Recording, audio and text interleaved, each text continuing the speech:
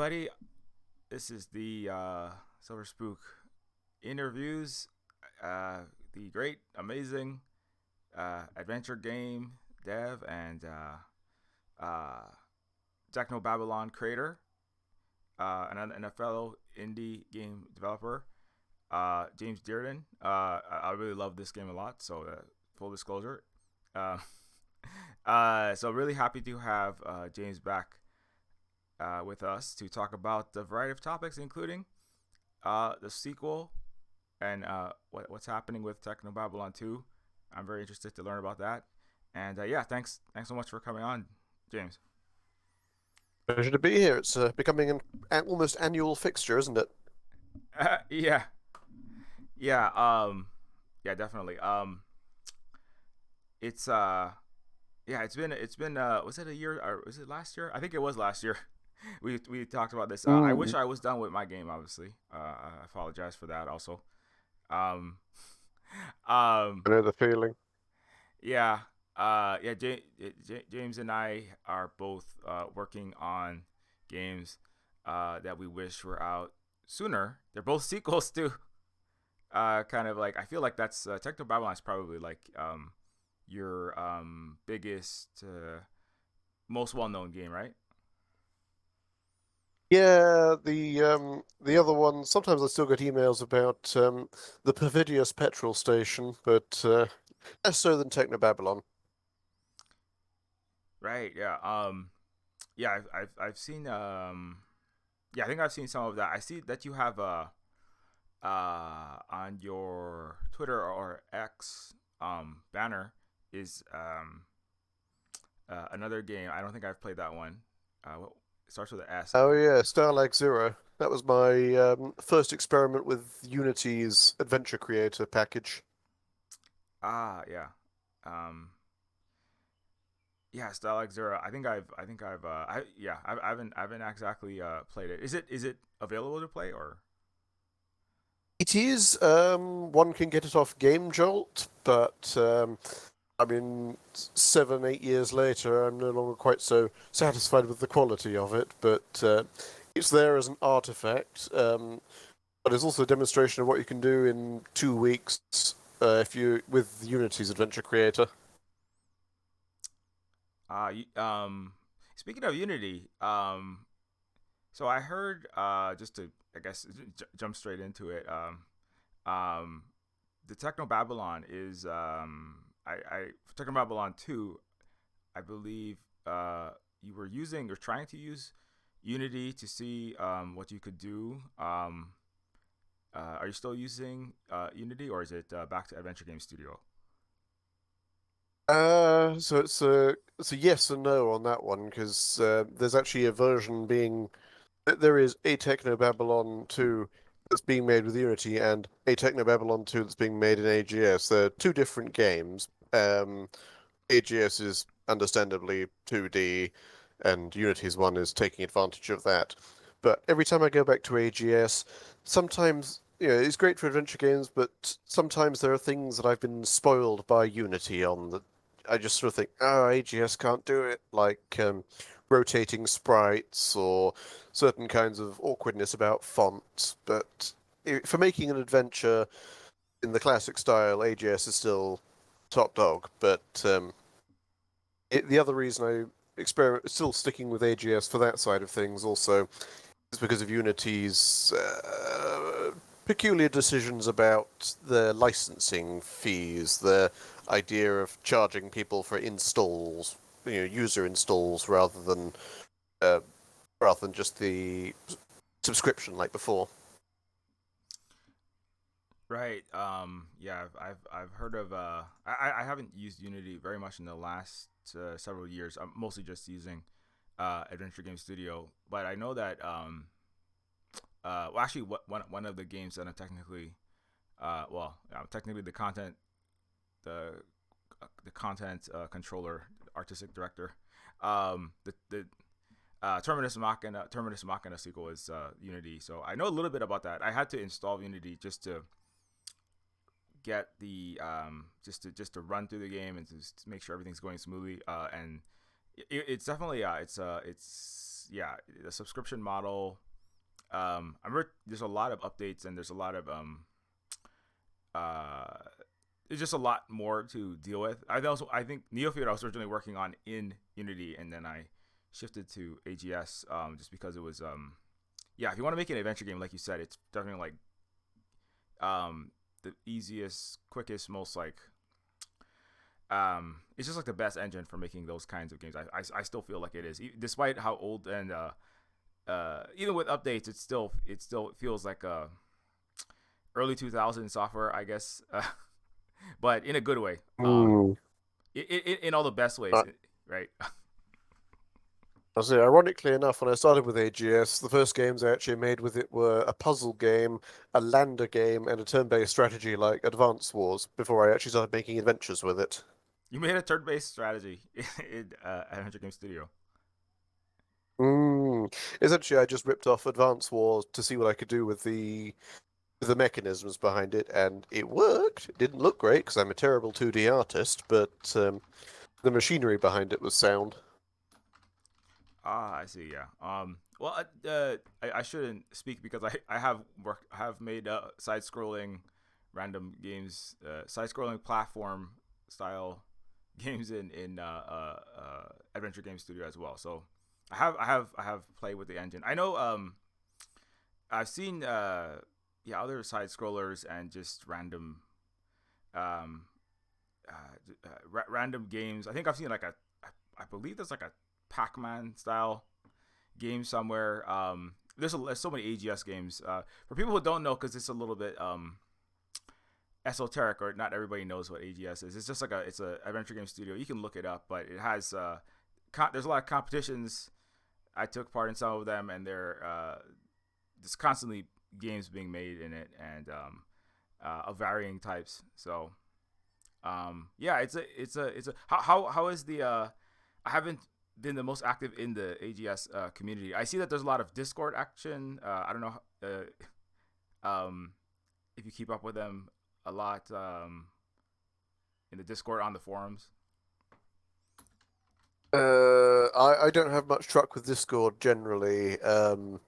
Usually, people are contacting me directly and asking for um, live speech and like this real time talking. But I mean, I'm possibly a little bit paranoid. I don't like having something open all the time for people to ping me whenever, because I never get anything done.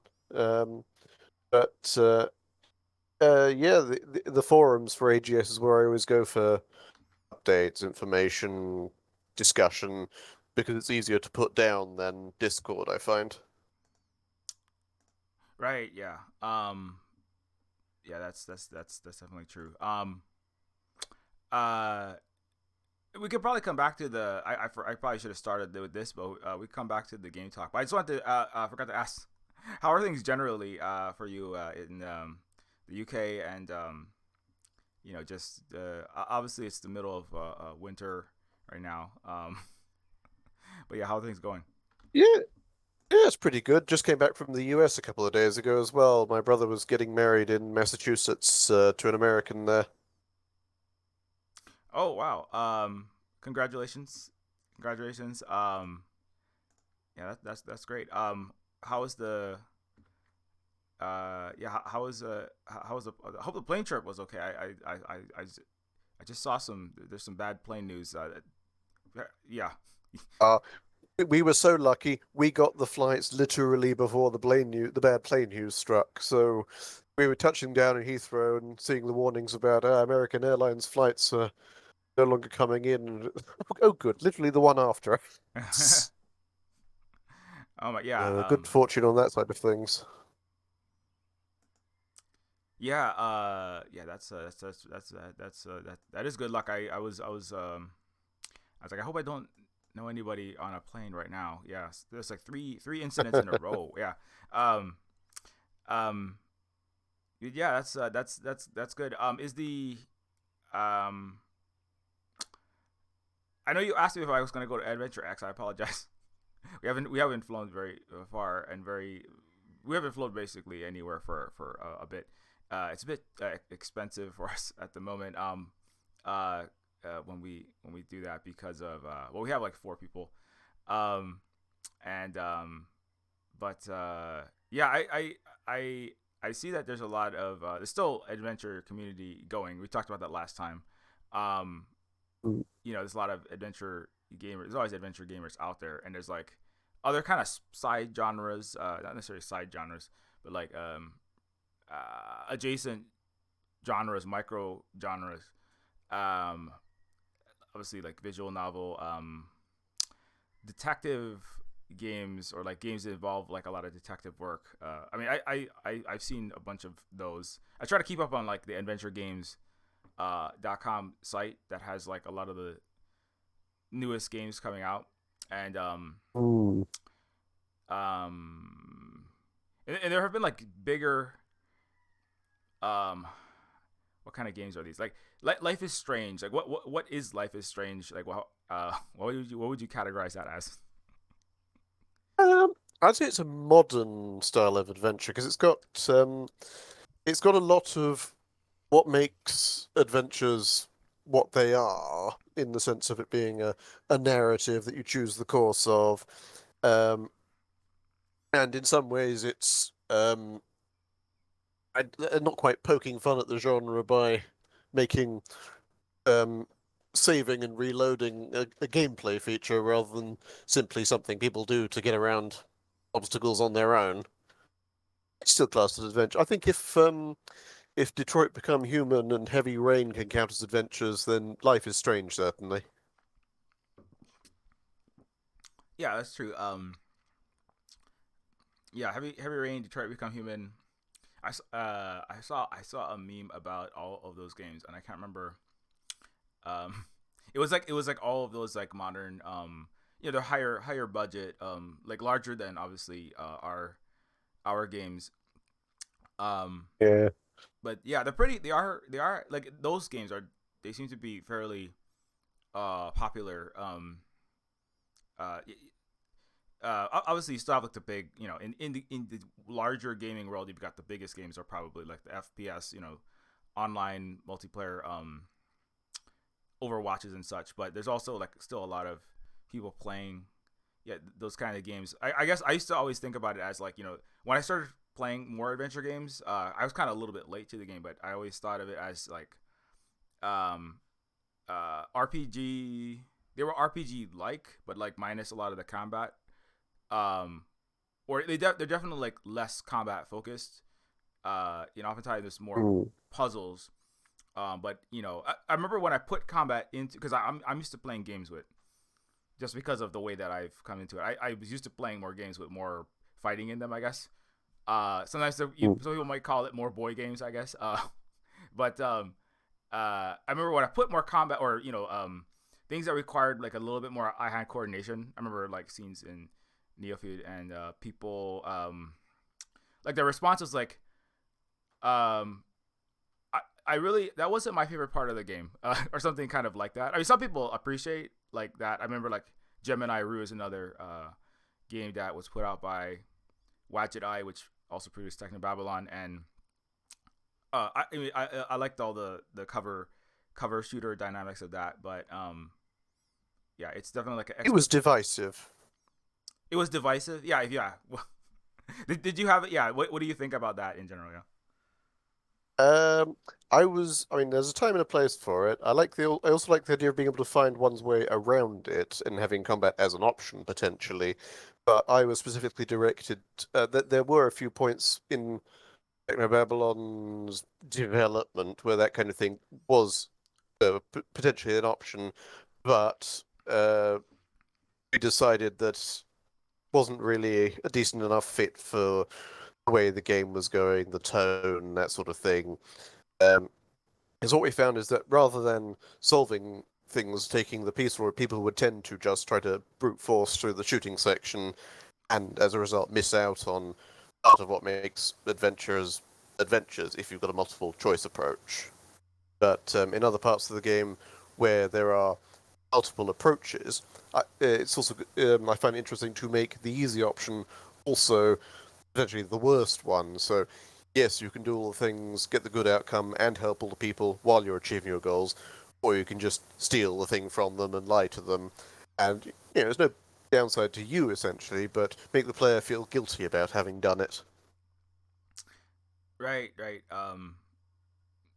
Yeah, I was just playing what was I playing? It was a Duke Nukem mod. But it's a very it's like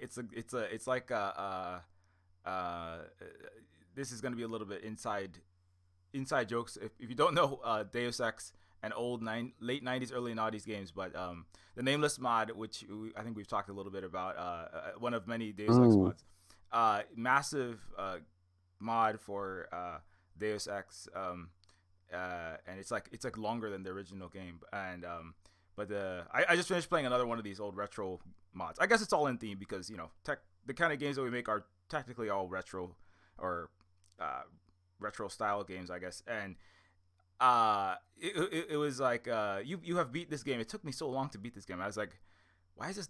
It's like it's longer. It's like 5 or 10 times longer than the original Duke Nukem, and it was like you need to collect. Good job, you beat this game, but you have only completed 10% of the game. And I was like, what?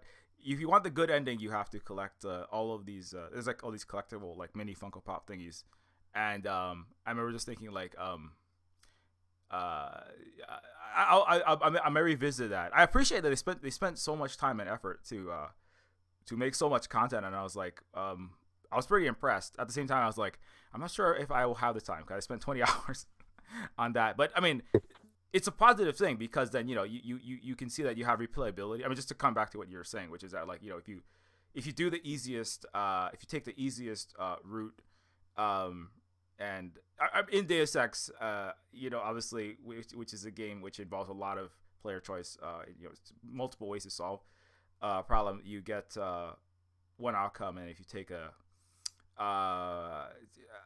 maybe more sophisticated or more creative solution, then you get a different outcome.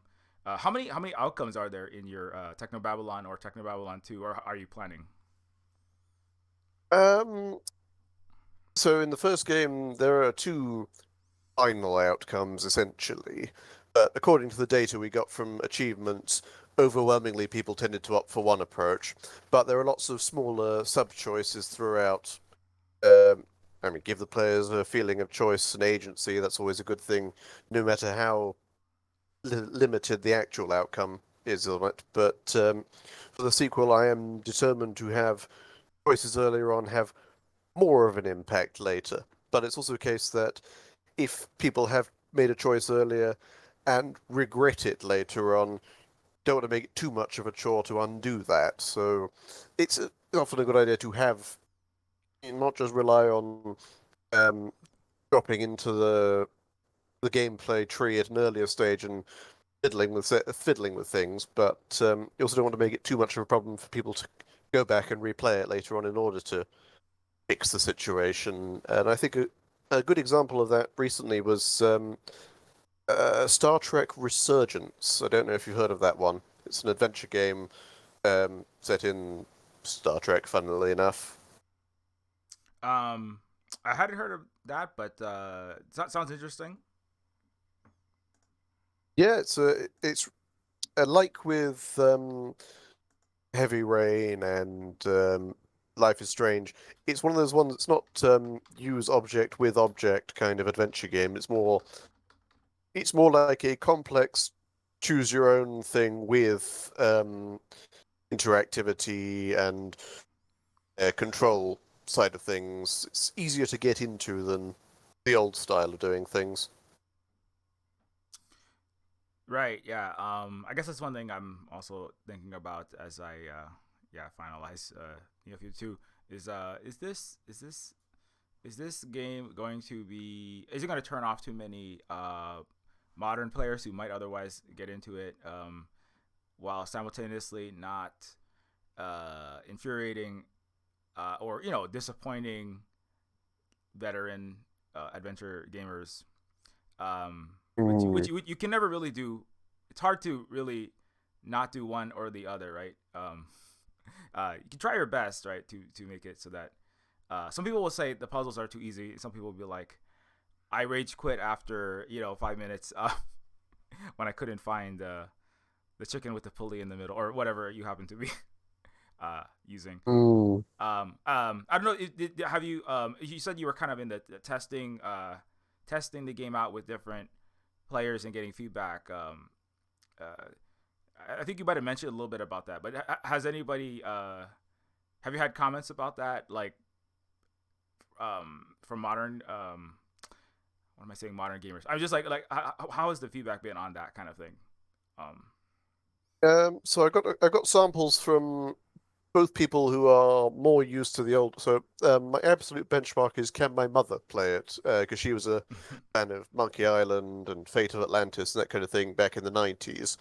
And the opposite end of it is I've got a group of 10-year-olds to test it on because I'm a tutor in the afternoons. I teach programming to kids and also English as a second language to others. But mm-hmm.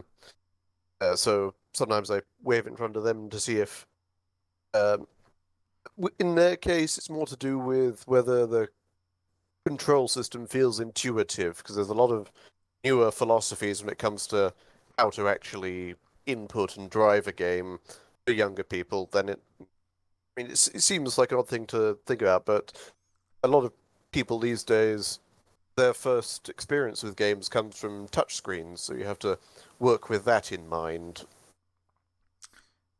Right, touchscreens. That would be a different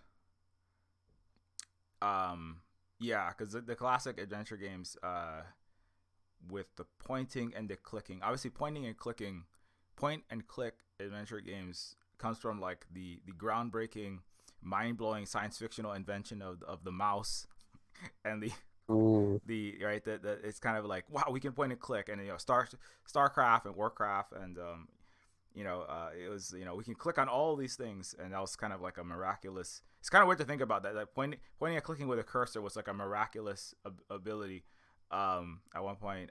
But yeah, but now it's touchscreen, so you people who are used to just being able to touch and move and scroll and scale. I mean, like modern recent games, I guess, are kind of yeah adjusted to deal with that in a way that like I guess like yeah when I still think about the adventure game classic style. People have asked things like will this work with the touchscreen? That's a question. Or well, can I play this on my phone? Um, oh yeah, that's a is Technobabylon 2 gonna be out for any of the playable on mobile? I think the first one was. Yes. So if games in AGS can be made to work on mobile, it does require some specialized fiddling, and there are people whom Wadgetai contracts that out to convert it from AGS to something that will work on iOS and Android. But it is one of the things that Unity can do out of the box a lot more straightforwardly than AGS can. So in AGS's case, as they had to rebuild so many things about it and adjust the way interfaces think. Unity, you can essentially tell it, compile this for Android rather than compile it for PC, and there are many built-in options. So the way I'm engineering it, I'm starting off with traditional mouse and keyboard compatibility, and also uh, Xbox gamepad because that's also another big thing for adventure game inputs. A lot of games inputs these days, or even on PC, is done with gamepads. But if I think it'd be a case of if that does well, then it's easier to turn gamepad input into touchscreen input in that sense. Right, yeah, gamepad to touchscreen. Um, yeah, I guess I didn't even think of people playing with gamepads, but that is a console gamepad input is something that yeah, I guess it wouldn't be too much harder. You're just kind of moving the cursor around with the directional pad. Yeah, I'm not I'm not myself at the point of thinking about those things. Some people ask when will it come? When will your games come to Switch and these other platforms? And I have to say we'll see when I can afford all of that.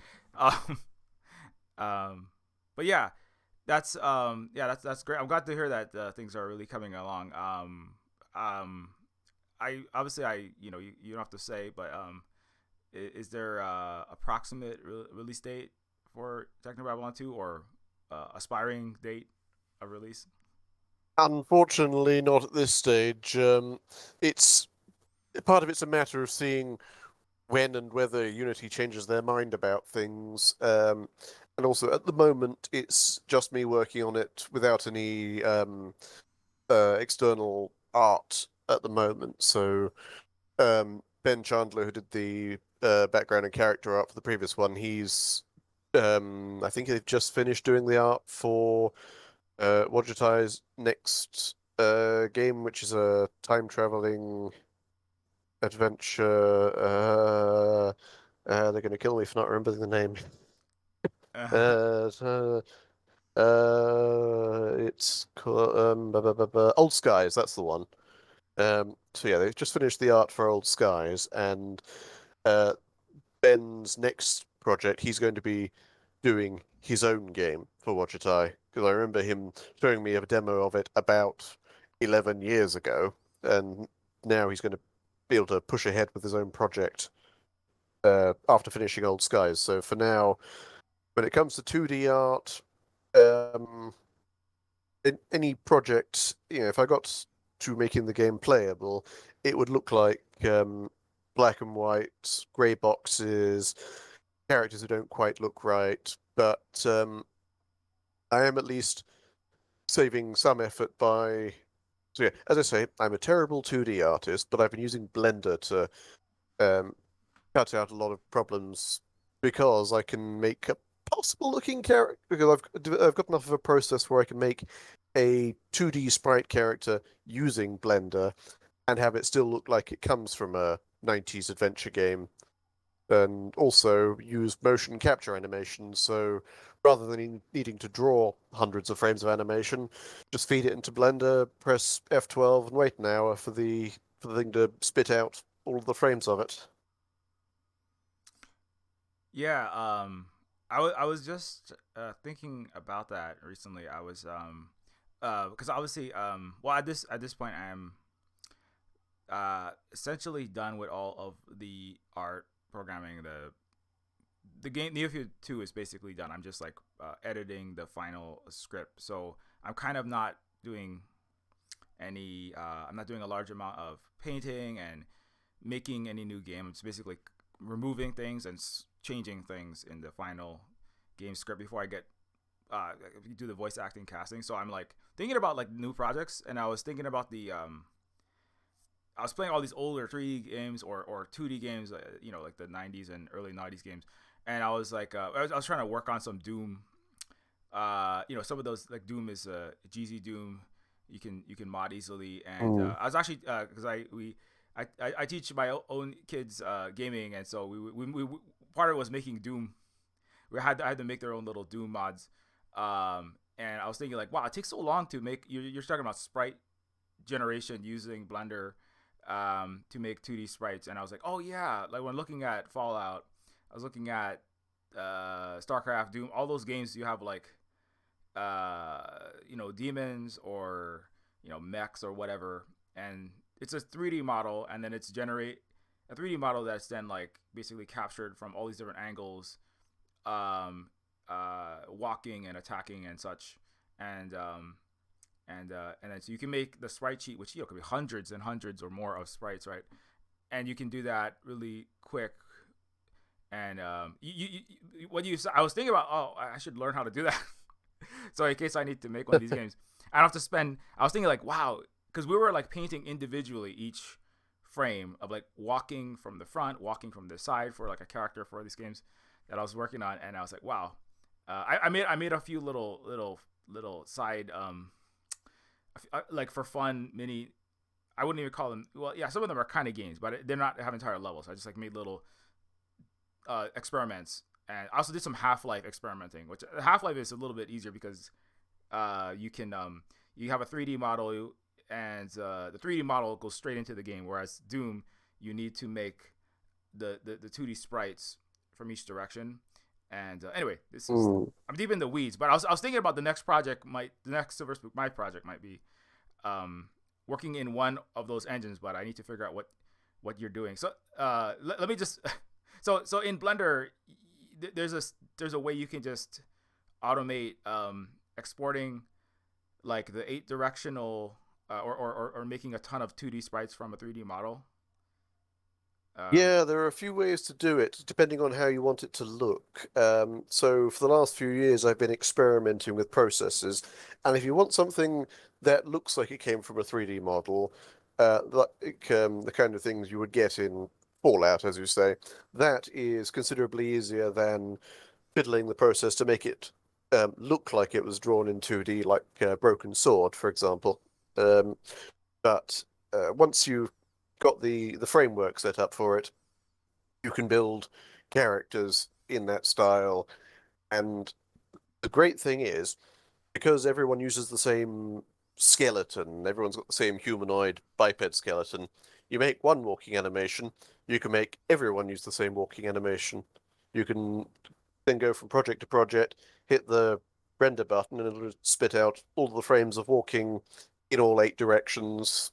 And the other thing is making sure that the timing of the animation. So if you make the gap between frames of animation too small, it looks too much like it's 3D, like it's too new and smooth. But if you drop it down to about 8 frames a second, it looks more like it came from hand-drawn animation, which is the look I'm going for with it, but without so much work, because, as I say, dreadful 2D artist. yeah, it's yeah. I was looking at one of that it's Alien Armageddon. If people want to look that up, it's a Duke Nukem mod I was mentioning earlier. I could see when I'm looking at the frames, I was like, this. You're saying like you can kind of see the smooth 3D-ness about the characters, and I was thinking that like this looks a bit different. I mean, it's not necessarily bad, but it's like I can tell this is a 3D model, but they definitely dropped the frame rate down, and also like I think the resolution of some of the uh, having like a lower resolution. Obviously, that can be not a good thing for in some ways, but it can kind of hide um, if you don't want to have that kind of smooth. These are like statues, not statues, but if you don't want to see the 3D-ness of a character or that it came from a 3D model, that's another thing. It seems to be a way to smooth over that. Obviously, a lot of those 90s games, the resolution was automatically going to be like 640, 480 or lower, so that you have to really look to see that in something like Diablo. I feel like, and Mm. anyways, yeah. So that's something so thanks for that. That's what I needed you here for, James. I just need to learn how to make 2D sprites and 3D models. No, I'm just kidding. But yeah, that really is helpful because I've been thinking about that a lot. So I have to check out Blender. That's one of my New Year's resolutions and new game resolutions is like figure out some of this. Yeah, Blender is absolutely a lifesaver in so many things, because even in Technobabylon 1, we used it for blocking out backgrounds, because it's even if I would give a grey box version to Ben and he would paint over it to make it look amazing, but it meant that in the meantime I had something to work with to work out where the walk behinds would be, where the walk areas would go, what perspective would look like, and it meant that we could move the camera around a little bit. So if Ben said, "Does this work really?" and okay, I'll move the camera a meter to the left and turn it around by 5 degrees. It doesn't necessarily involve redrawing the entire scene over again. Right. Yeah. That really helps. Yeah. That's one drawback of the 2D because yeah, when I Neofeud and Neofeud 2 is all 2D, then if you don't like the angle, you can't. Yeah, you definitely cannot easily redo your angle. Like I want to see what's behind that building. Well, you can spend another week trying to repaint that, and yeah, you're not gonna see that. Sorry, we'll say that for the sequel, number 3.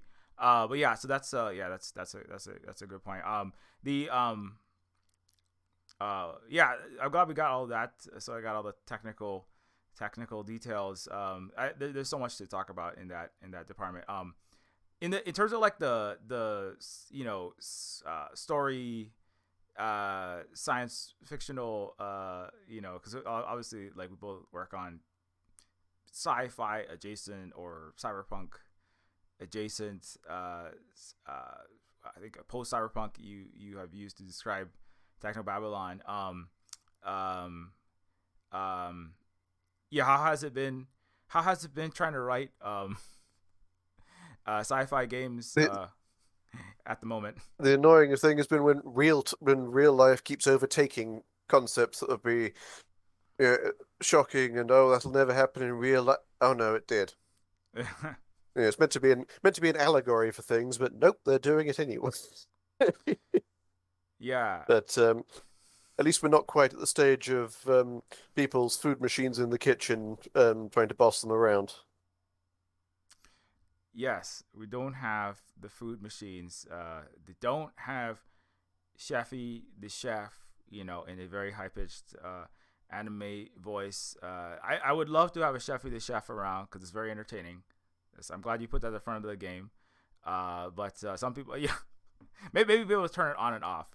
Chefy is a character from Technobabylon, the original. But yeah, that food machine that is also the avatar, the face of the food generator that makes protein surprise, and I can't remember all the other foods. All the best science fictional,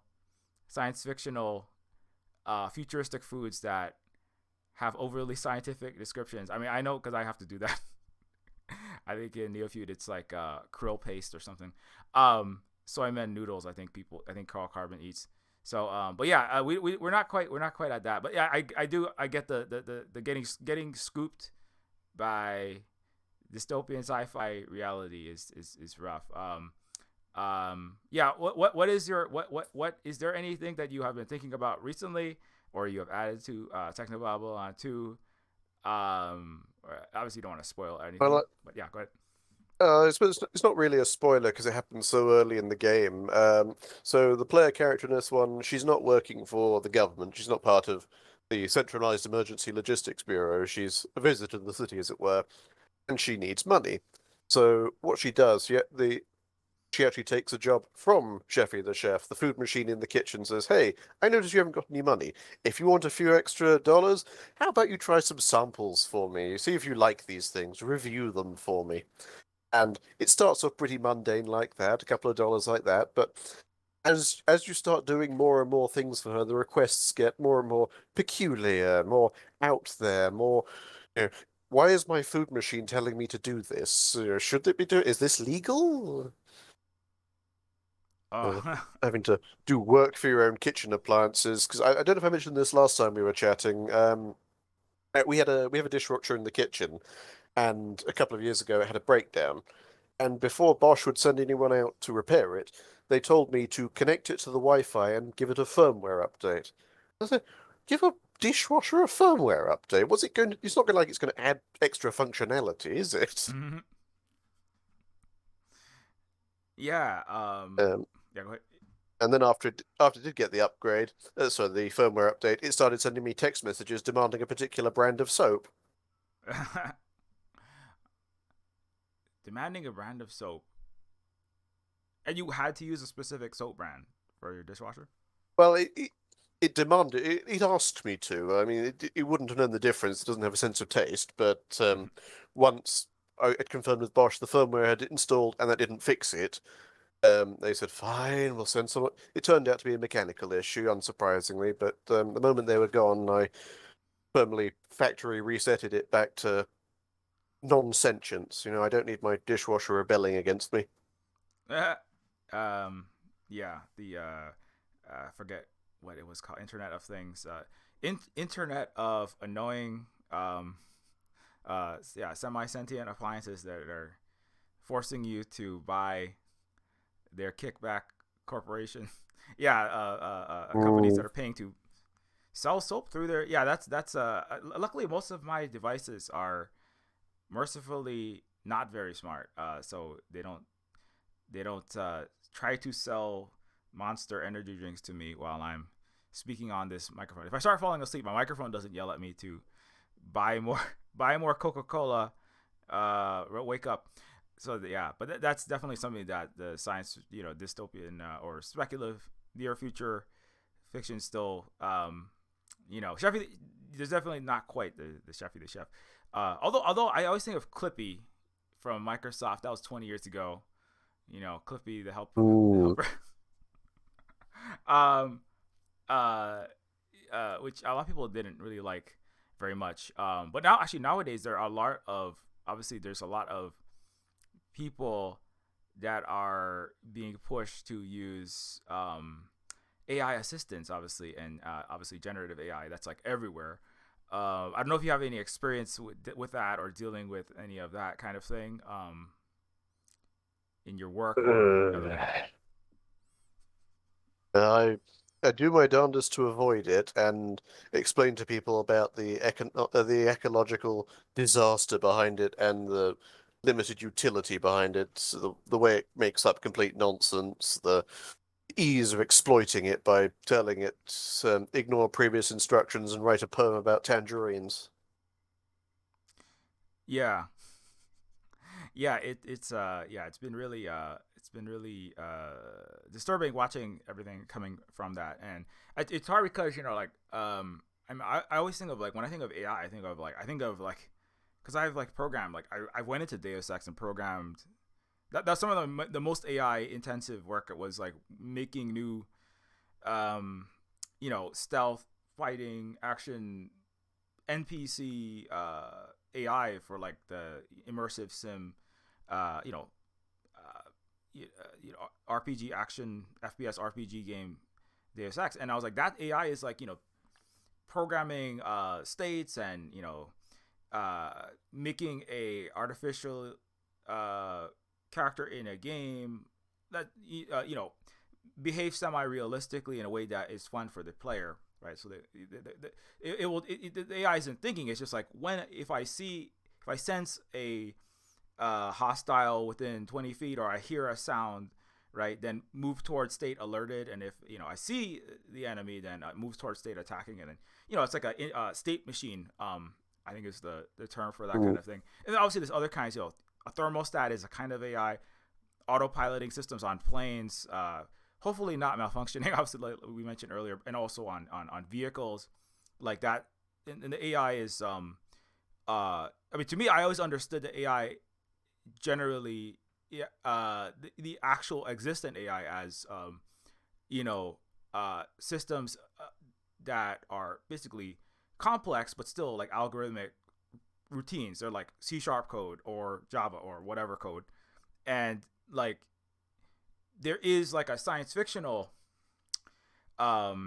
people obviously want to see agency and sapience. They want to see like people seeing faces in clouds and such. People want to see their robots as human. And there's so much science fiction from Wall-E. I mean, the whole history of science fiction is basically just right personification of machines, and not necessarily that's a bad thing, but that is like It's skewed people's yeah, expectations of it. skewed people's expectations, and so it's almost like a lot of when the like the kind of nefarious corporate money grubbing and power mongering entities, what's been happening in the last 5 years or so is basically some business people figured out, some creeps figured out, we can use that like 70 years of the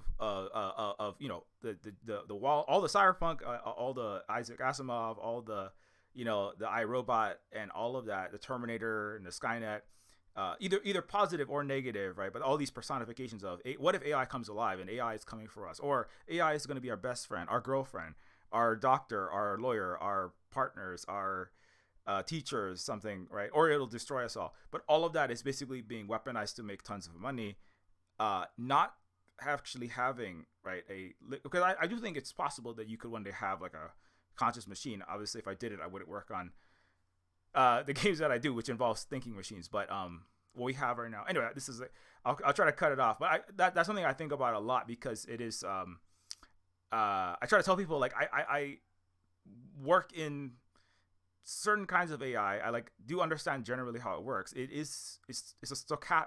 Some people call it stochastic power. It basically mimics text and or images. It mimics. It's an English language generating.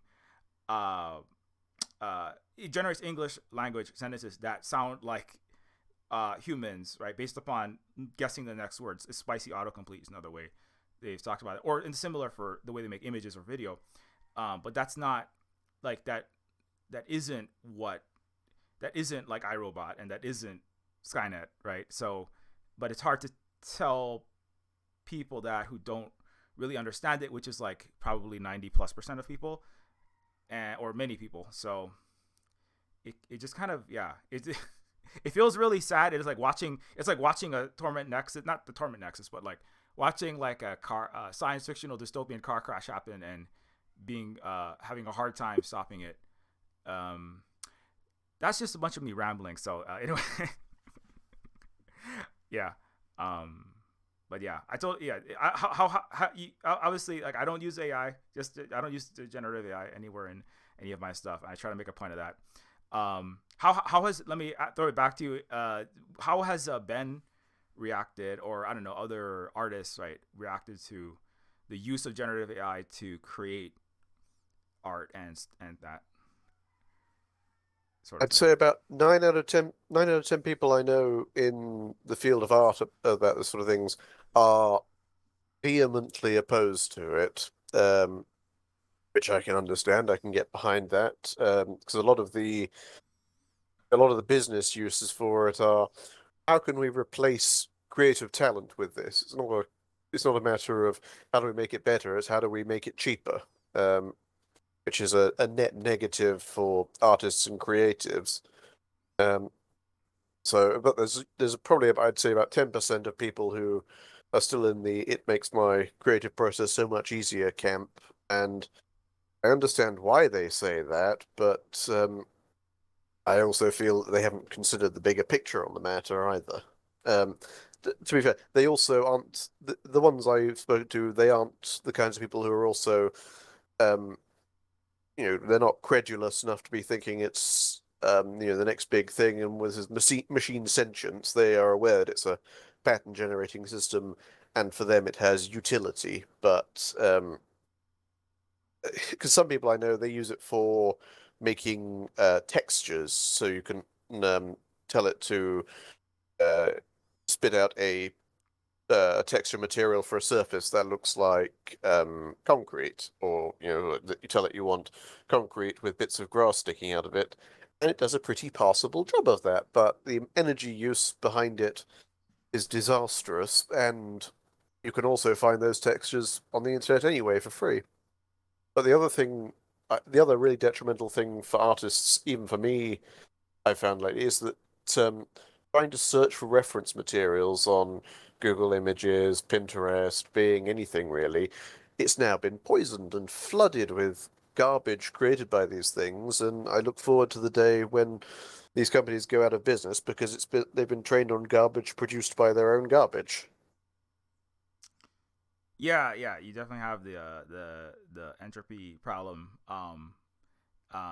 Yeah, I guess in the technical world, yeah, like in the game developers and people who work in, like you're mentioning, the fields of creating art, creating 3D art, creating textures. I feel like there's a bit more understanding, but it's kind of convenient. And definitely with like some of my but like older relatives and just like general like lay people. A lot of them, some of my family that uses Facebook, we have to kind of like I try to explain to some of them, please stop sharing AI generated like messianic shrimp Jesuses with American flags wrapped around dinosaurs or whatever like hi, I'm so happy to be in this cozy cabin crew, turning 120 while looking like I'm 23. um just like like you mentioned, like you could use generative AI with all of its disastrous carbon footprint, and dislocating artists, and it's a credit scrubber so that you can easily, rapidly sell other people's. You can more efficiently steal people's labor value and sell it as your own as a business. Somebody owning a business, but also like there's like so much of it is just like a lot. So much of it is just people uh fiddling with it, and they're like, well, I'm just having fun, I'm just making a little poem, I'm just making a little picture here. But you make one picture, right? And as we kind of mentioned, you can generate multiple households daily. You can use multiple households daily electricity requirements to make one of these to make one picture. It's like 10, I think it's estimated to be at least 10 times the electricity used to use a AI assisted Google search or something. And so yeah, you're just magnifying. Yeah, you're just magnifying it every time. And also it uses exploited like labor in Kenya, among other places, to clean up all of its problematic, just to even make the output barely passable and not just spitting out nasty, hyper offensive garbage. They need to have like underpaid humans in the loop as well. So it's it's got so many problems. Yeah. I do hope they go out of business as well. So I just want to come along with that. I hope people catch up to that. One thing I've seen is that voice actors, I was watching a voice actor talk who like works in Hollywood, I think, or works in LA, saying that they use one thing that people are using to fight back is to have like voice actors who are being displaced. I mean, because obviously people, like, we're gonna need voice acting for our games. The AI generated voice and AI generated actors is like a whole other area where people are worried about jobs, and obviously people stealing and displacing people, companies displacing the workers, obviously. And but the voice actors were voice actor is saying they use a system that like automates. It's kind of like not necessarily using generative AI against itself, but somewhat, or using automated systems against generative AI. So there's a system that they're using that like automatically detects any voice patterns that are out there that are released, somewhere in the internet ether that match that voice actor, and that can help to automate the process of sending. They can take legal action, like, you're using my likeness, you're using my voice, you need to cease and desist, or do some kind of to prevent just people scraping someone's voice, image, video output, and then trying to generate content, art, music, voice acting, etc. from that. So that's like one of the reactions that one of the developments I've seen recently, which is, I guess, that's positive. Ideally, if it could get to a point where it becomes like untenable, and obviously the open AI, right, which is one of the biggest generative AI entities, is said that like if we can't steal intellectual property from creators, we cannot make money. Like they basically said, if we're not committing crimes, we are insolvent, right? So. So I guess that continues. Yeah. Anyway. Yeah.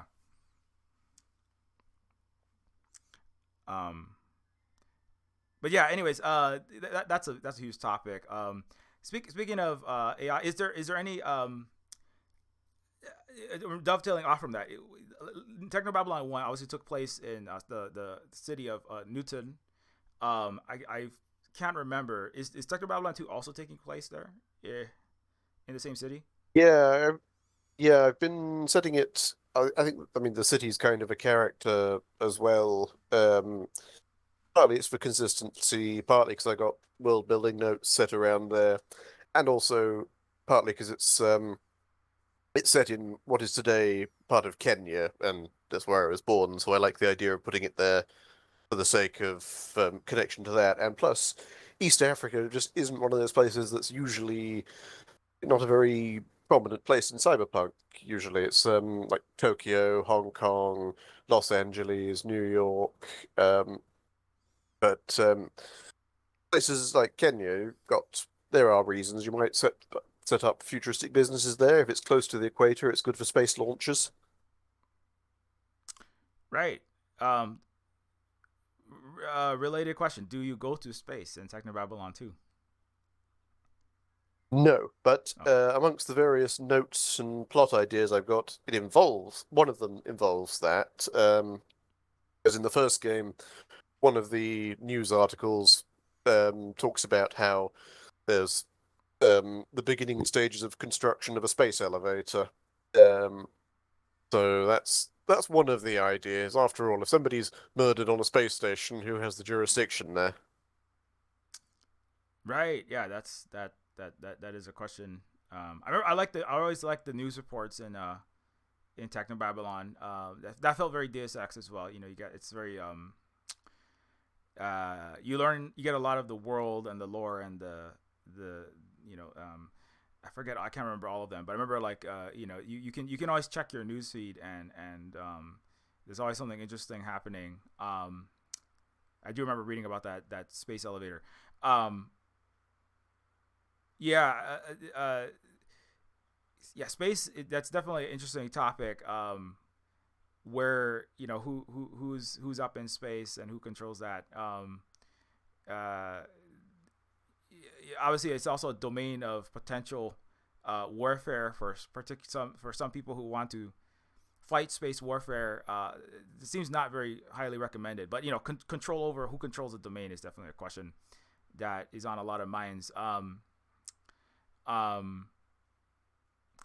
uh, but yeah, coming back to Technobabylon 2, some people commented like that Technobabylon 1 obviously had a very it does have a very diverse cast.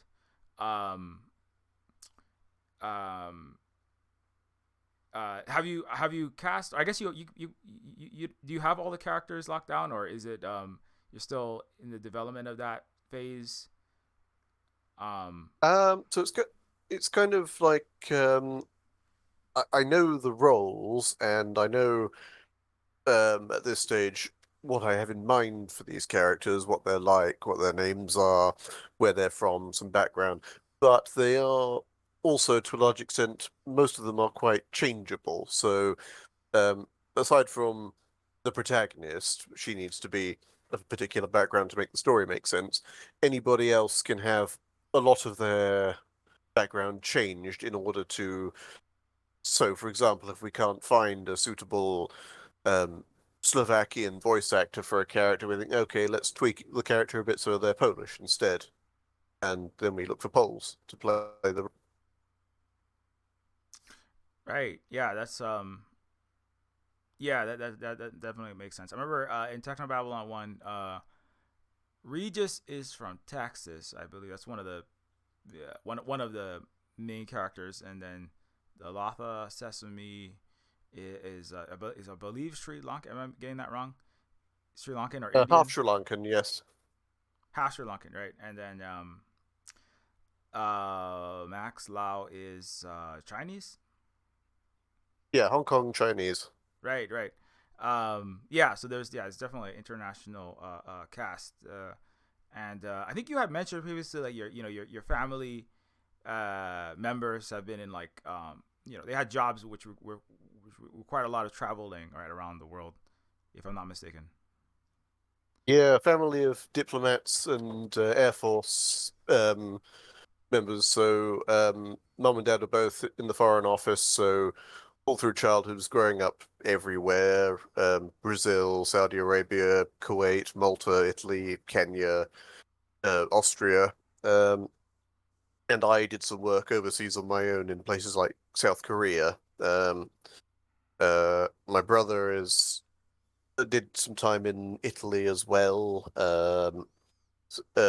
Yes, all over the place in this family. I think that's helped with a international perspective on things, and also what different places, people, what different cultures and people from places can bring to a narrative in a unique way, rather than just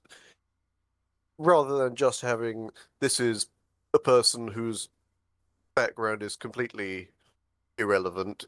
Instead, we have an idea for what to do with the background, but it doesn't necessarily mean that we have to find somebody from, for example, this particular city in South Korea in order to play them. They just say, okay, let's find a Korean actor and we can work out where they're from after that. Because one of the things we had in the first game was that all of the actors all came from within New York City, and even Dave Gilbert, the publisher, has said that on reflection, it probably would have been a better idea to recruit internationally. But at that stage, um, in 2014, there wasn't quite such the prevalence of good audio equipment people having on their own. Whereas since COVID and since lockdown, so many more people have better audio gear in their own homes than they used to.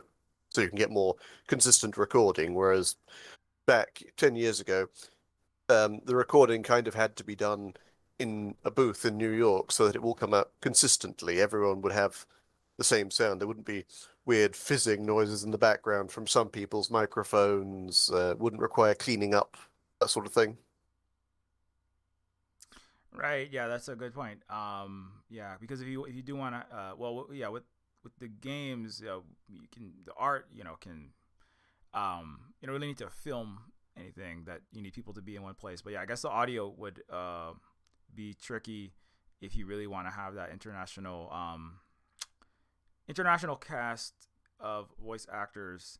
Yeah, and that definitely makes a difference. When I have to do voice casting, that should be good for me because the last time I had to do that it was in 2017, or 2016. So that was yeah. Hopefully that will be a positive development. Yeah, because I guess the with so much remote work having to be done. Um, where was I going with that? Yeah, but the so I know Dave's always doing voice casting for the games. Dave Gilbert of Why Jedi Games. Um, um, is he?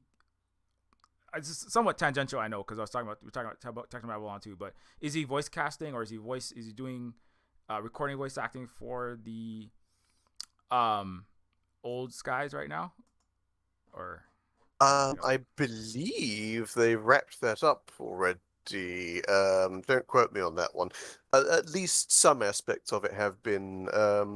So the main character in the act fee has been voiced and recorded. I think I've certainly we certainly met the performer for her role at Adventure X a few times. And also generally because often in the summer around June, July, there's a an informal get together of AGS folks in a pub in London, and usually Dave Gilbert's in the neighborhood around that time as well.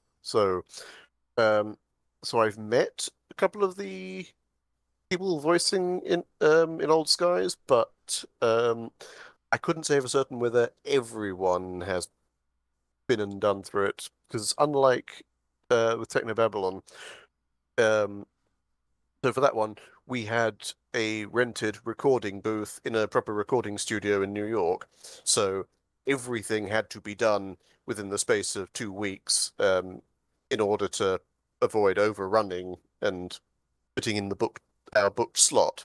Whereas now it's a lot easier to come back to a performer later and saying, "We need a couple of extra lines. Can you also give us, I can't pick that up, or I can't use those things together, and then add that in later on?"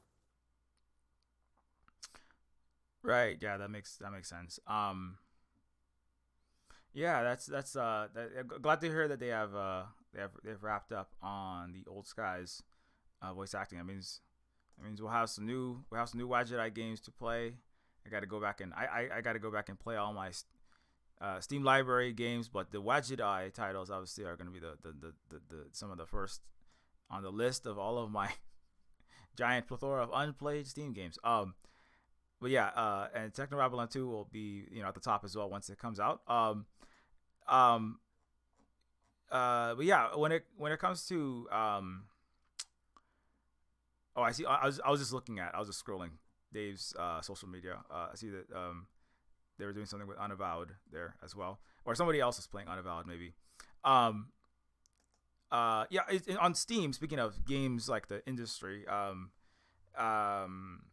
uh, yeah, where do you see like the just generally the game industry and like the uh, Steam platform, other platforms, new things coming in 2025. I don't know if you keep up or think about those kinds of things. I know Dave handles a lot of. I think Dave handles a lot of the, uh, you know, business end. But I don't know if you have any comments about where the game industry is generally. I mean, one other thing, just tangentially, you can comment on that is I know there's been a whole lot of layoffs. It was like record layoffs, I think, sadly in the game industry in 2024, and previously there was a record, I believe, in 2023. So I don't know if you want to.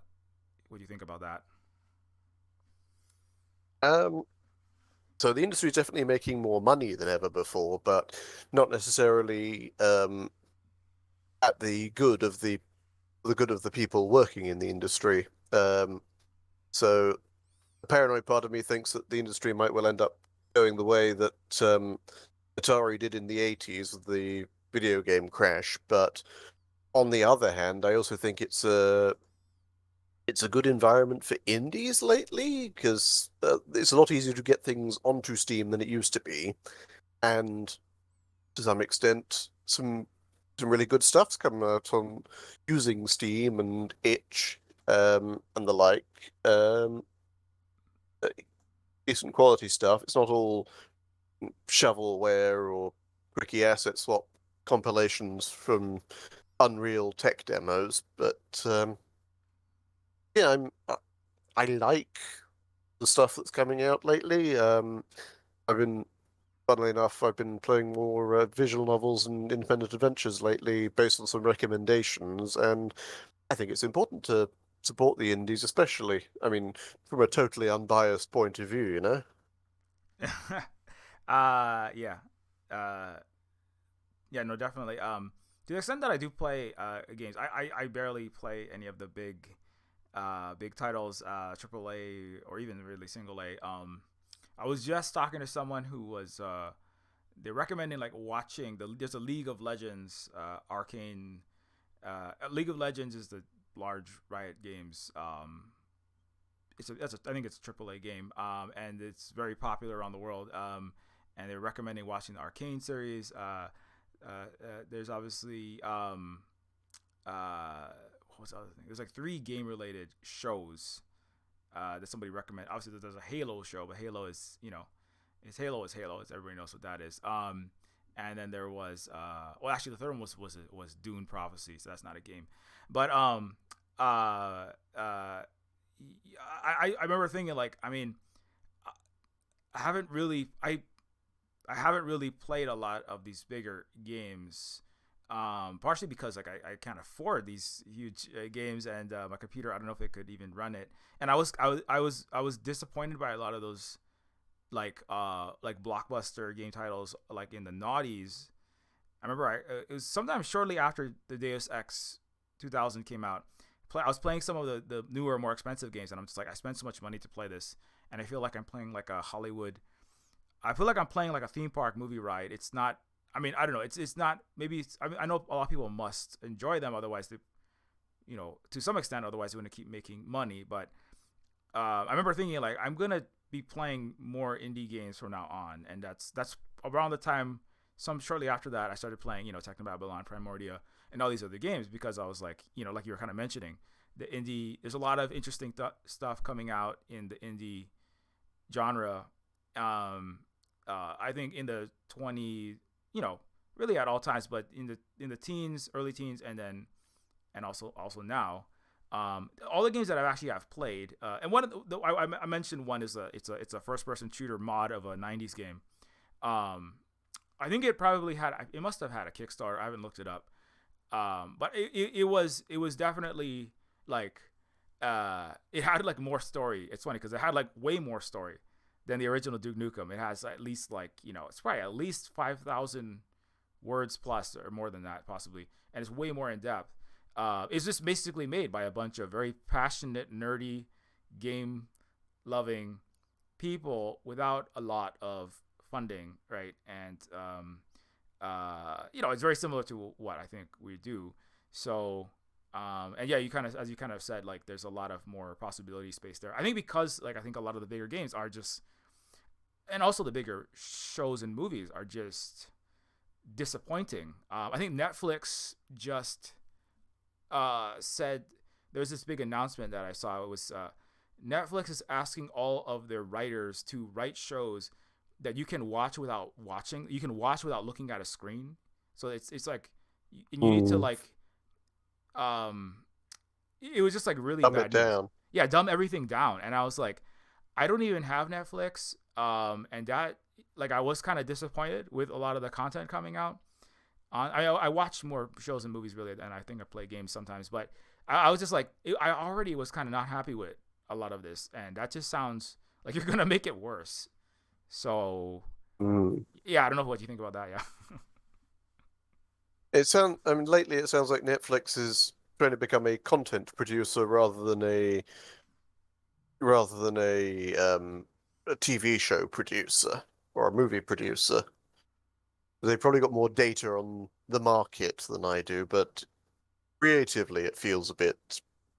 I mean, of course, it feels a bit creatively bankrupt. It's a big company; they do that, but at least at least with the indies, like back in the day, the kinds of games that people have fond memories of often they were only made by a handful of people. The classics like Fate of Atlantis, Monkey Island, X-Wing, Doom, those sorts of things. They only had a team of 6 to 10 people making them, and they could just crank them out reliably. And these days, the tools are available for other people to more easily access that industry, and which is why I feel that the quality of indies can come up as a result. Um, but when it comes to things with such wide exposure as Netflix, they do seem to be suffering a bit of a lowest common denominator issue. Right. Yeah. That's a issue when you have if you want to sell something or you want something to be consumed by everybody on Earth. I mean, I guess you're gonna have the absolute lowest common denominator, right? If you I saw they're using AI to automate translations or automate language translations, and so I saw some people pointing out this is not good for a variety of reasons. But yeah, they're definitely trying to. Some people describe it as uncharitably, but also probably honestly as Netflix and these other platforms are just trying to make slop that is stuff that will enter your ears and your eyes. And obviously, apparently, it's not going to enter your eyes that much because you're supposed to. I was like, how do you? The Netflix writers are asked, coming back to that, they said, I still can't quite figure that out. You have to be able to watch a Netflix show, right? The show creators have to create shows where people can watch the show without looking at the screen. And I was like, is that a show They or want is to this reinvent the radio drama. is it a radio drama? Are we going to get War of the Worlds 2, War of the Worlds 3, RKO is like what's happening I there? mean, not to knock radio dramas, they used to. I used to have a job with data input, and I'd have so many radio dramas from the 20s and 30s running in my headphones while doing data entry, and some of them were pretty good. I listened to The Shadow, which was Orson Welles, the same guys who did War of the Worlds as well, and in some ways it's remarkably accessible. But on the other hand, they did keep having fourth wall breaks where suddenly The Shadow would be talking about this week's sponsor, so and so brand soap, and it's a little bit of a weird tonal jerk, but there's actually a few modern podcast serial shows that have a kind of similar feel to it in that sense, available through YouTube and Spotify, things like Mission to Zix. That was one of my favorite newer ones. Yeah, yeah, I noticed that. Yeah, when you talk about the War of the Worlds, the character suddenly talking about a product. Like a lot of YouTube video makers of various kinds and the podcasts. Yeah, that's definitely trying to work, trying figure out new ways to work in the sponsors into shows, in ways that are shows and podcasts is it's very a 20s radio problem that is back again when it comes to that. Um, so something else that I was going to bring up. What was it?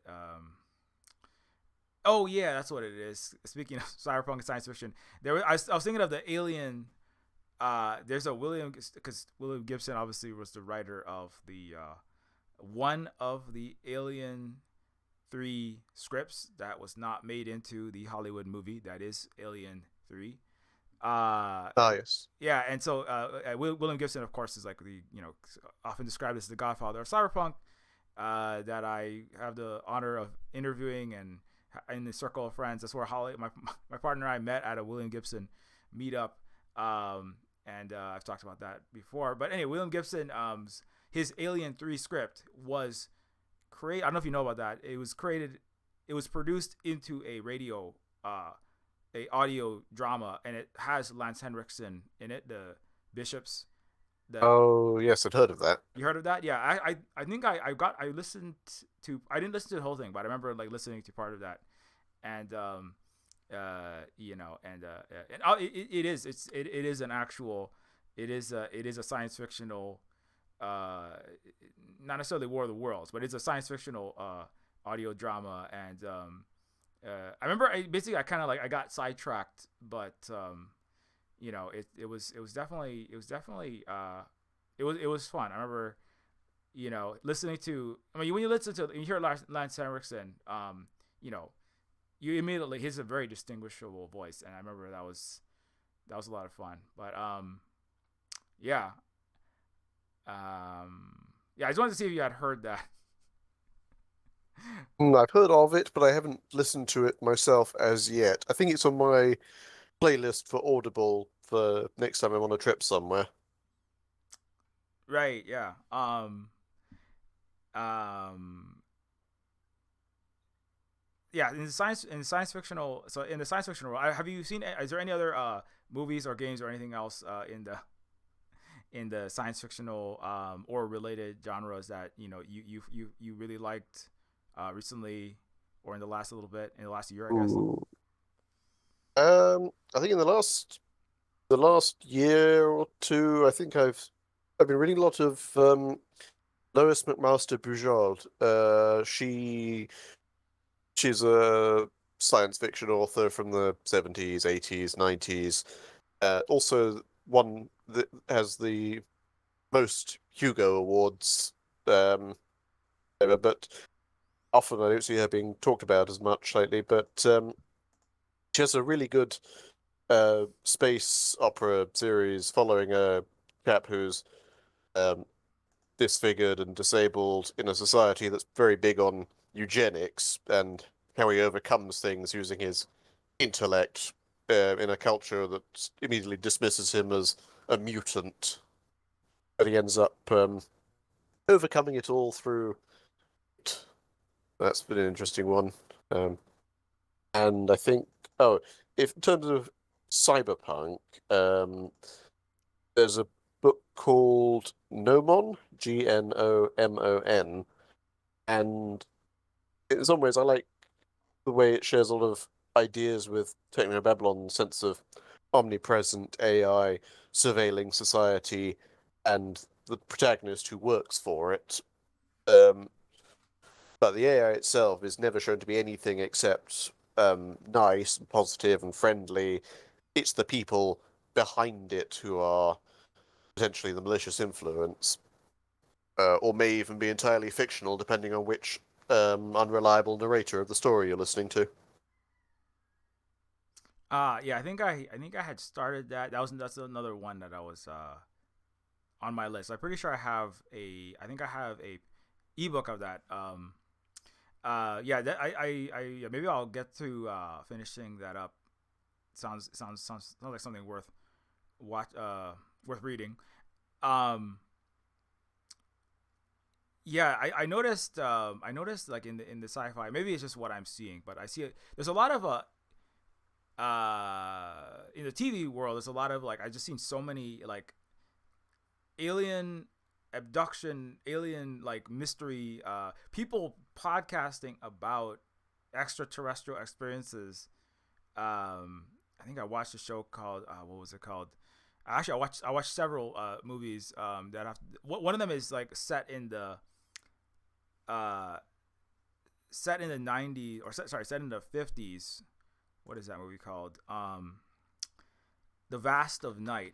I don't know if you heard of that. But it's set in the 1950s. A switchboard operator and a radio DJ hear a strange signal over a radio frequency, and so but it's kind of the whole thing is almost all played. It all plays out at night, and it deals with people suddenly like encountering a unknown phenomenon, and people are calling in, right, and reporting their supernatural, unnatural, Fortean, strange experiences.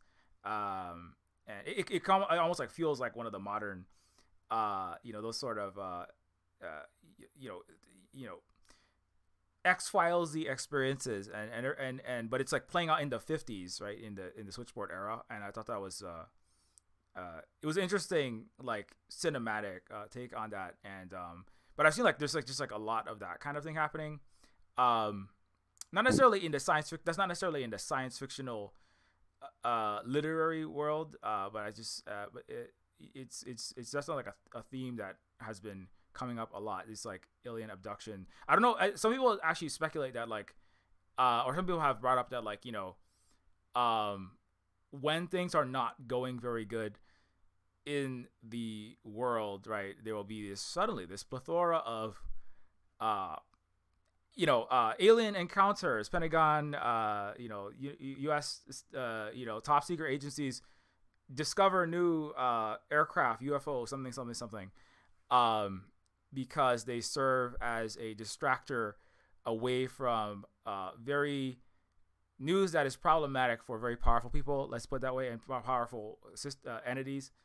And so if you, it's kind of almost like there's like some people say like there's a pizza index, right? So when the Domino's pizza orders go skyrocket in Washington D.C., that means a war is about to start somewhere by an empire.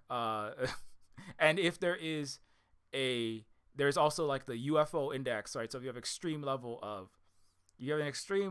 of alien abduction reports or new alien kind of Roswellians visiting Earth, or people suddenly having these, or a lot of discussion about that, then something is very much not going well and needs to be distracted from. And anyway, that's just something I said. I know I said a lot of different things there. They're not necessarily cyberpunk related, although you could relate the amount of the amount the cyberpunk quotient, or how dystopian if cyberpunk is partially involves like a collapse and of a modern advanced technological civilization, right? So maybe that's a little bit of what's happening. I know that's a lot of I'm speculating a lot there, but I don't know if you get any of that sense, or if you have if you notice there's more of that kind of stuff. Yeah, I think the hot new thing is drones rather than aliens per se when it comes to UFOs. There were so many things in the last few weeks of people sending photos of alleged drone activity in the skies. There's that one from that politician in the US who was complaining about drones, but the picture he sent is of the constellation Sagittarius. right. Yeah, there was reports of I think it was unknown lights and drones and unidentified drones, or mystery drones, or Iranian. I heard Iranian mothership sends interceptors. I was like, oh great, we're gonna play Earth StarCraft. It's amazing. We're gonna. I was just like, I can send all my Protoss, or the Iranians are sending their Protoss mothership with interceptors to assault New Jersey. speaking of War of the Worlds, and I No was like, war for Vespine gas. yeah, the Iranians require more Vespine gas, or maybe the United States requires more Vespine gas, which is thinly veiled hydrocarbons, and the minerals in StarCraft are coltan, copper, lithium, and other rare earths that I guess the West is having trouble getting their hands on some of those, like antimony. Anyways, but yeah, I thought that was that is a bit there is a lot of weird stuff going on there. It's probably not the happiest topic, but Donald Trump did just announce he wants to invade Mexico, make Canada the 51st state, and also take Greenland. So I don't know how does that feel in Britain being that close to this? Um, he's a nut, and nobody's taking him seriously about that. Thankfully, yeah. That's pretty much the position over here. Just a matter of nod and smile. Yeah, yeah, he's definitely doing some interesting things. How is the politics in Britain generally? Well, it's an improvement over the Tory government, but the problem is Keir Starmer's lot are essentially red Tories. They're a status quo, business as usual sort, um, rather than a structural change for good kind of party. And I suppose if one were being charitable, they'd say it's because they have 15 years of mismanagement to undo. But um, on the other hand, they could be doing or proposing a lot more. And if they don't get their act together, it's going to play into the hands of the even more lunatic fringe, the machine gun immigrants in the channel kind of parties, which is unhelpful. But on the plus side, the Greens did at least score higher in the last election, so that's a positive sign. Yeah, yeah, that's looking that's yeah that's unfortunate.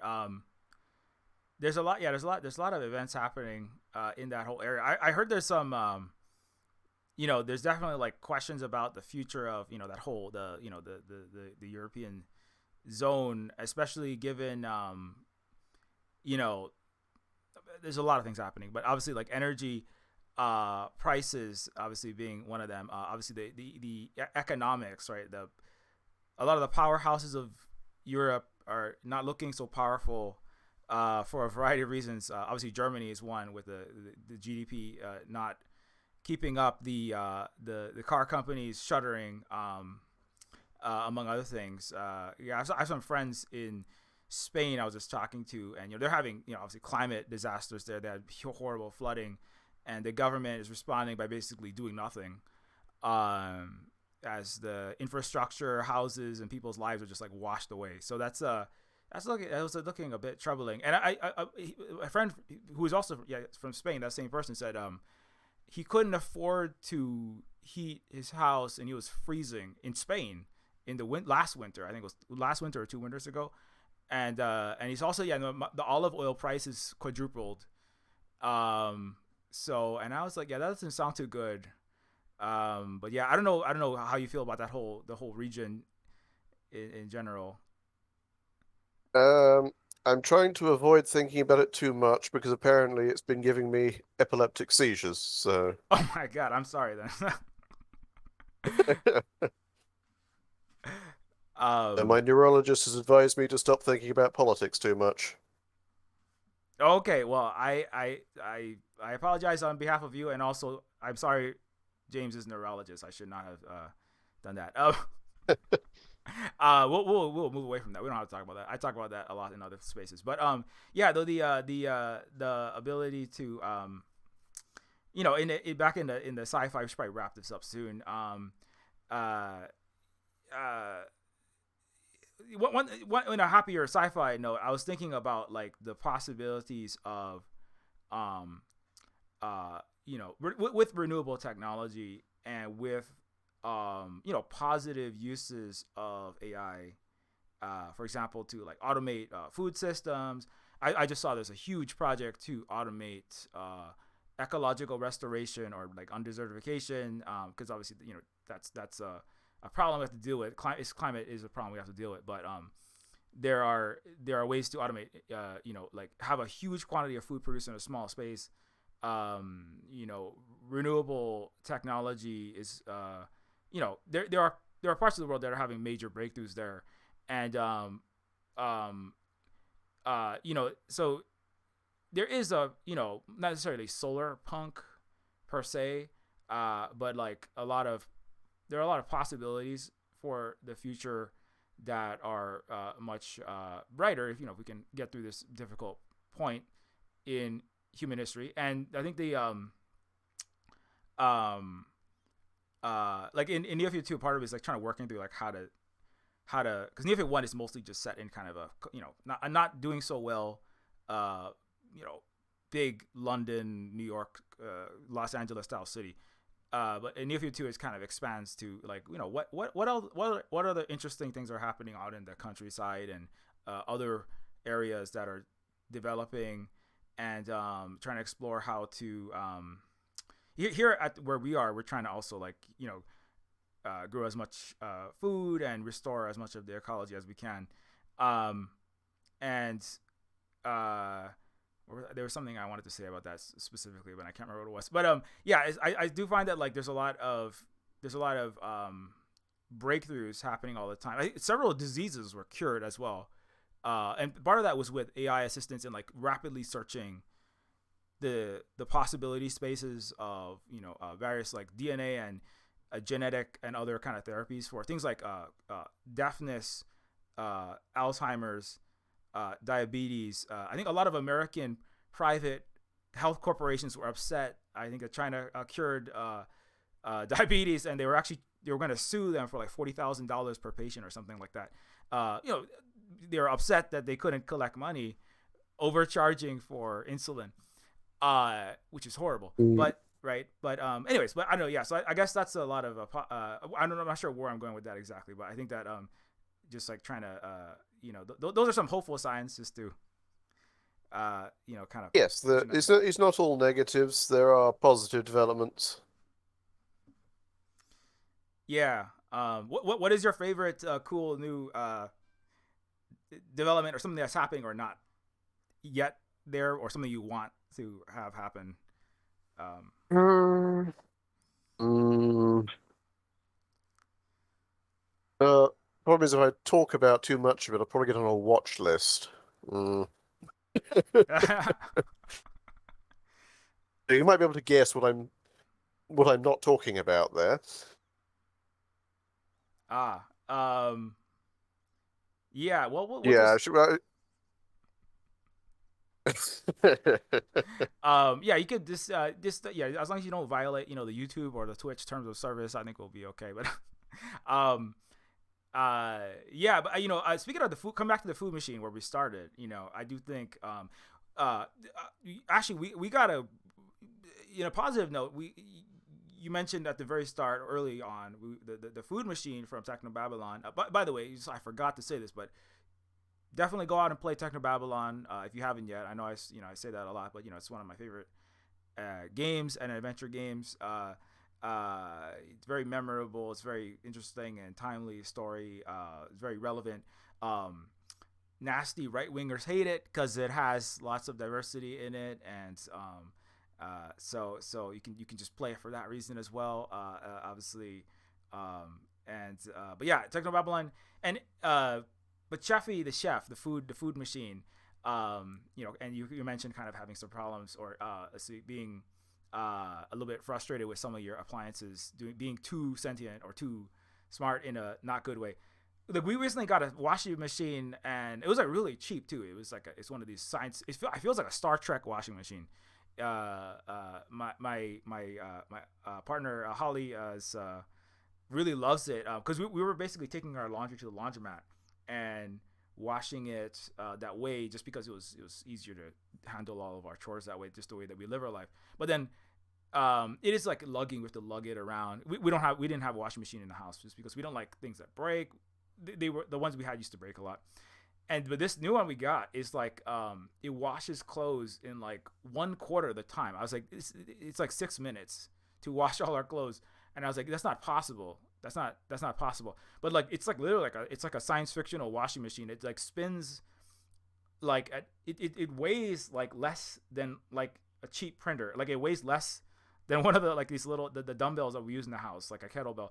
And it like spins at a super high rate, and it gets the clothes like basically almost dry, clean and then dry, using like a tiny amount of water. I actually saw somebody on the internet, like somewhere on social media, complaining about these machines. They're too fast, and the clothes, it doesn't, I want to have like hype. I want everything to be abraded, and I was like this anyway. I'm just raving about this new machine. So I just found that was like really, and it's kind of the opposite of what you're saying at the beginning, or it's not. It's the opposite where it actually doesn't have any. It doesn't have any computer interaction. It doesn't have any smart anything in it, right? And it's This um, interview brought to you by by non-smart washing machines. I I apologize to the company. I'm not selling your machines, but I don't think I think I think they're gonna. I think the machine sells itself. Which is I don't think it needs cloying adverts, right? Unlike some. Yeah. Anyways, is there any other machines or new things that you have seen and that you also like? You're like, this was really great. Unlike that. Uh. Ooh, I suppose it's not really new technology per se as such, but our house got a new boiler recently. Well, the last one exploded while we were out of the country, so I say exploded, mostly just leaked. But the new one we've got, it uses about a quarter of the amount of gas it did for the same job that the previous one did, so it's saving a lot of money that way. Um, so obviously they're doing something right with the technology of that, whether it's streamlining it through computerization or just making it more efficient than it used to be. That's an improvement, I'd say. So we've been having a lot of fix-ups done to the house after some. It's quite an old house, but I mean it's like 150 years old this year, but so is everywhere in this part of London. But I also learned recently on a weird tangent. Do you remember the TV series The Prisoner? Um. Is that from like the mid 20th century? Yeah, it's 60s. It's a weird, surreal thing about a guy trying to escape from a peculiar village. Everyone has numbers. Uh, the actor in that, Patrick McGowan, he apparently used to live in our apartment here. Oh wow. So we were pleased to learn that because apparently we're not that far um from the studios at places like Pinewood and Elstree. So it's where they filmed. Yeah, they filmed a lot of things. Like the first three Star Wars films are made there, and Indiana Jones.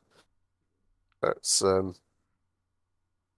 yeah, it's a handy neighborhood for film history as well.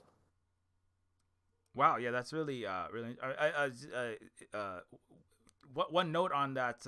Just the prisoner. I just remembered that and another Deus Ex. Everything I do in my life revolves back around Deus Ex. But there was a Deus Ex mod. Yeah, there was a Deus Ex mod. Not just because I replay it every year. The Deus Ex mod called Deus Ex Nihilum. I don't know if you have heard of that one. Yes, but I haven't played it. Have you played it? Yeah, it's not the biggest, most well known one, but it's one of them. And the developer of Deus Ex Nihilum, when I was working on Terminus Machina, that's my Deus Ex mod, he was working on his at the same time. I remember, and remember we met on like the off-topic forums, and or somehow it's I think ModDB and off-topic forums, and I was trying to figure out how do I put like remote wireless hacking into this game, and how do I put a food system. We were trying to solve problems, but then also when he was working, he's like, I need voice actors for Deus Ex Nihilum, and I said, that's I hadn't done much voice acting up until that point. I think it might have actually been the first time I'd ever done voice acting because I hadn't done any Terminus Machina, so. It is not my best performance ever, but he asked, "I want you to play I was the apparently the number one bad guy. Like, and number one is a reference to number two, which I believe is from The Prisoner. I think he's number two, if I'm not mistaken. The Patrick McGowan in Uh, that show. Is that correct? he, he's number six. Number two is he's the manager of the village where everyone's being held. But he changed every week. They rotate a new number two in, and most of the people in the village are sort of pretending it's the same guy, despite the protagonist knowing, you can see quite obviously it's not the same person as last week. Ah, yeah, that's right. Yeah, yeah. But yeah, I remember because the Nikubu Meki, I can't remember the name of. I apologize. Fast Gamer was one of the developers' handles of Deus Ex Nihilum, but he specifically said, "I want you to watch some of the Prisoner show, that show specifically, and watch." He showed me some clips, and I want you to mimic the voice of, I forget which, it's one, I think it's the antagonist, because and it was like, I want you to play this character that's basically the principal antagonist in his game and sound like the antagonist in that game. So I apologize. James obviously is our British friend, so I apologize for doing not the best British accent ever and playing. I played Doctor Evil in that Deus Ex mod, and but anyway, that's just a weird. That's I know The Prisoner because of, I had to go watch a bunch of it to play that character. It's a classic. Yeah, it is a classic. It's definitely like, I can see how like a lot of the modern shows where there's like, people on an island and there's a would it be classified as dystopian? I feel like he goes on a famous rant in it, at least one, the McGoohan character. Yeah. I feel like it's probably dystopia adjacent. I think it's probably more. I would categorize it as 60s weird. I mean, that might not be a very. It might not be the category most people use for it, but there are a few things that fit into that, like Adam West Batman or the TV series The Avengers. Sort of a particular and The Saint with Roger Moore. It's a particular weird kind of program they had towards the end of the 60s. Right. Yeah. Yeah. Yeah. Yeah. That's probably more accurate. It is people stuck on an island, right? Is it, or but they don't know why they're there? I can't remember the exact premise of it. Yeah, it's essentially people who are they're trying to break them and learn their secrets. And in a lot of cases, the people have already been broken, so they are mindlessly accepting the role they've been given within the village. But Patrick McGowan, number six, he refuses to be broken, so he's always causing trouble for the regime. Hence why number two keeps getting rotated out every episode when they fail. Oh yeah, that's what it is. Right. That's what it is. Who is the number one in that? Um. Well, Okay. Well. technically, technically, it's never revealed. Oh. Adding to the whole '60s weird. Who's number one? We don't know. Maybe this guy. Maybe not. Who knows? Who can say? But apparently, based on it was one of those series where they like pulled the plug early on it. Apparently, the plan was that it would turn out that the protagonist, number six, was also number one because they were trying to recruit him to be the absolute leader of this situation. Um, and he was arguing that it wouldn't work. So their idea to prove that it would work would be to break him, and that would convince him that it was an effective program. Oh, I see. But I see. because they pulled the budget, they had to wrap it up early, and you ended up with a really psychedelic last episode. Ah, well, people can watch the show, The Prisoner, and find out. Although I don't want to give anything away. So yeah, but I couldn't remember exactly. I think yeah. I didn't watch enough of it to get all of that, but yeah, it was definitely interesting. look back into history. In They that. tried making a reboot remake with Ian McKellen and that crazy guy from Person of Interest, Jim Caviezel, in it as number six. That was a show I was thinking. Person of Interest is a show that kind of has similarities, right, to The Prisoner. Kind of, yeah, in the omni surveillance kind of situation, yeah. So a natural fit for Jim Caviezel. Right. Yeah. Yeah. Oh, there's another show I was gonna bring up. Um, can't remember now. But yeah. There's definitely. I have so much I gotta go back and finish. I've started a lot and I haven't finished all my shows and all of my movies. I got that's a New Year's resolution I cannot make because I cannot guarantee I will do that this year. Yeah, yeah, it is the New Year's coming up. 2025. Is there anything else coming out this year that you want to play, watch, read, etc.? Oh, yes. So apparently there's a new Naked Gun movie coming out this year with Liam Neeson filling the role of uh, Leslie Nielsen. Oh wow. Because Liam Neeson can do deadpan comedy in the same kind of way. Because Leslie Nielsen, he started off as a serious actor. He was in Forbidden Planet, for example. So it's really serious.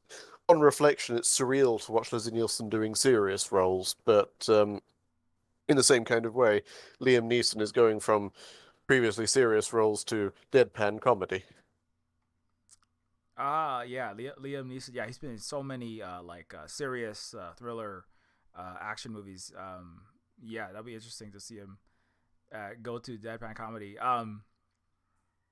Yeah, yeah, Naked Gun. I watched at least some of the Leslie Nielsen, and some of them are pretty entertaining. I haven't actually watched his serious shows. I I'll have to go I back think and check it out. the one I'd recommend is Forbidden Planet, because it also lays the foundation for a lot of modern TV and movie sci-fi. Plus, kind of like Starship Troopers in the sense that one would see the props from Forbidden Planet show up in everything afterwards because they were so expensive to make that so many films afterwards just reuse the same sets, props, robots, ray guns. That robot in the movie, he appears in so many things. He appears in Star Trek. He appears in Columbo, even. Oh wow. Yeah, I know Forbidden Planet. I know from the Rocky Horror Picture Show intro song they reference Forbidden Planet. Mm. That's what I remember. I gotta go back and watch it. I guess yeah. And as Um. the song says, Anne Francis stars in it. Yeah. Francis stars in Forbidden Planet. Exactly. Um.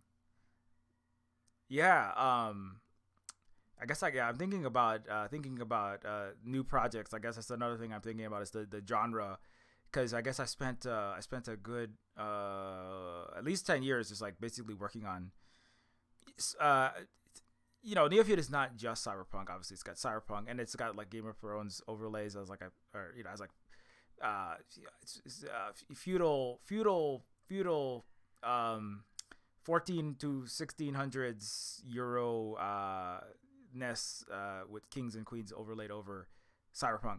But I was trying to think about like the genre, what when it comes out, and like obviously what cyberpunk means is the thing I'm always wondering myself. And like what I will be doing next. I'm kind of like more interested to kind of like try to do something new. I feel like because I've as I said like Neofeud 1 and 2, it's all kind of in that genre. Um, I've been toying with like looking at fantasy. Obviously, I don't know. Part of my I'm like a little bit reticent because like I'm not as like fluent in all of that language and like part of Neofeud 2 is trying to experimenting with doing more Star Trek space opera, not Star Trek like space set. Well, Neofeud 2 is set in a galaxy wide setting, so it's not just Earth. Like Technobabylon, obviously, and a lot of classic cyberpunk is set basically on Earth. But I was thinking about yeah, trying to design an alien race was a whole that was one of the hardest. Not hard. Well, it was a bit it was tricky. It was a new thing for me, so that was interesting. But I Mm. was also yeah um yeah, I don't know if you want to comment on. Have you ever had to design entirely new races? Um, Not professionally, just for fun in the past, but I think my favorite approach is to find animals, plants, and things on Earth and base it on that and work from there, extrapolate, even cross two things together. Under under the sea, you can find all kinds of animals that just haven't had much exposure to everywhere else, or even in the distant past, like ancestors of horseshoe crabs and things. The kinds of animals who they don't get much love anymore, because they've been dead for hundreds of millions of years. Yeah, yeah.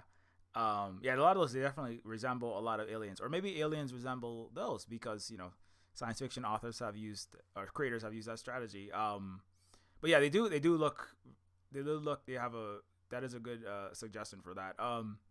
Uh, yeah, creating new races. There's something I wanted where I wanted to go. Oh, the other because I was thinking about other possible directions to move into, and obviously there's a lot of material now, like kind of a lot of things that kind of cross genre, and they'll just kind of have like these are the kind of related tags or like these are some descriptors of this thing, but usually there's like usually things are not as like I feel like more entertainment products are not like set in just one genre, like in this one section of the bookstore or the game store. And partially is brick and mortar is kind of not what it used to be.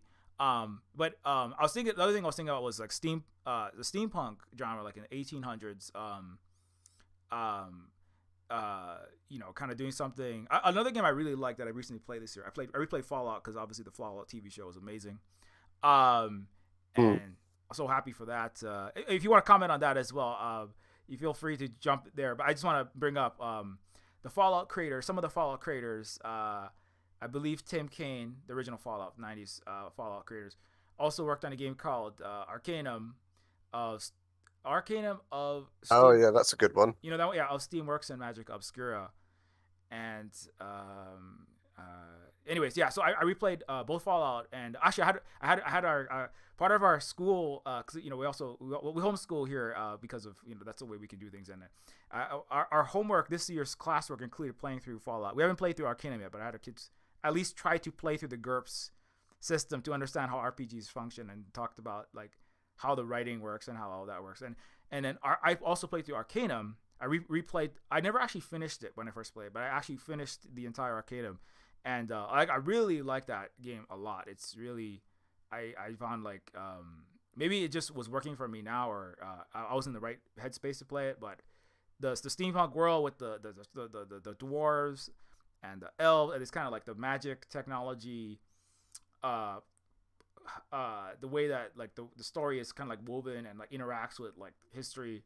Um, I think that's more common nowadays, but like um, I remember when I first played it, I was like, I found the world like extremely fascinating. It's also extremely writerly. I want to say it's like the instruction manual for Arcanum is like 200. I swear it's like an entire book. Um, and I found it really interesting, and like just like the people really committed to it. Um, Mm. in a way, like they committed to the whole bit of like, you know, um, it's written like Victorian style, 1800s novel. Everything is like set that way. Even the instruction manual. Some people might find that a bit annoying. I suppose because you have to read long, like Mary Shelley, uh, you know, uh, very long paragraphs to get to what you are looking for. But it's also kind of like I kind of like that part of it because you really are in, you kind of like feel like you're inside of that world. Anyway, yeah, you mentioned that you like that. I don't know if you want to talk about either of those games, but I've been really into those. I was thinking about them a lot.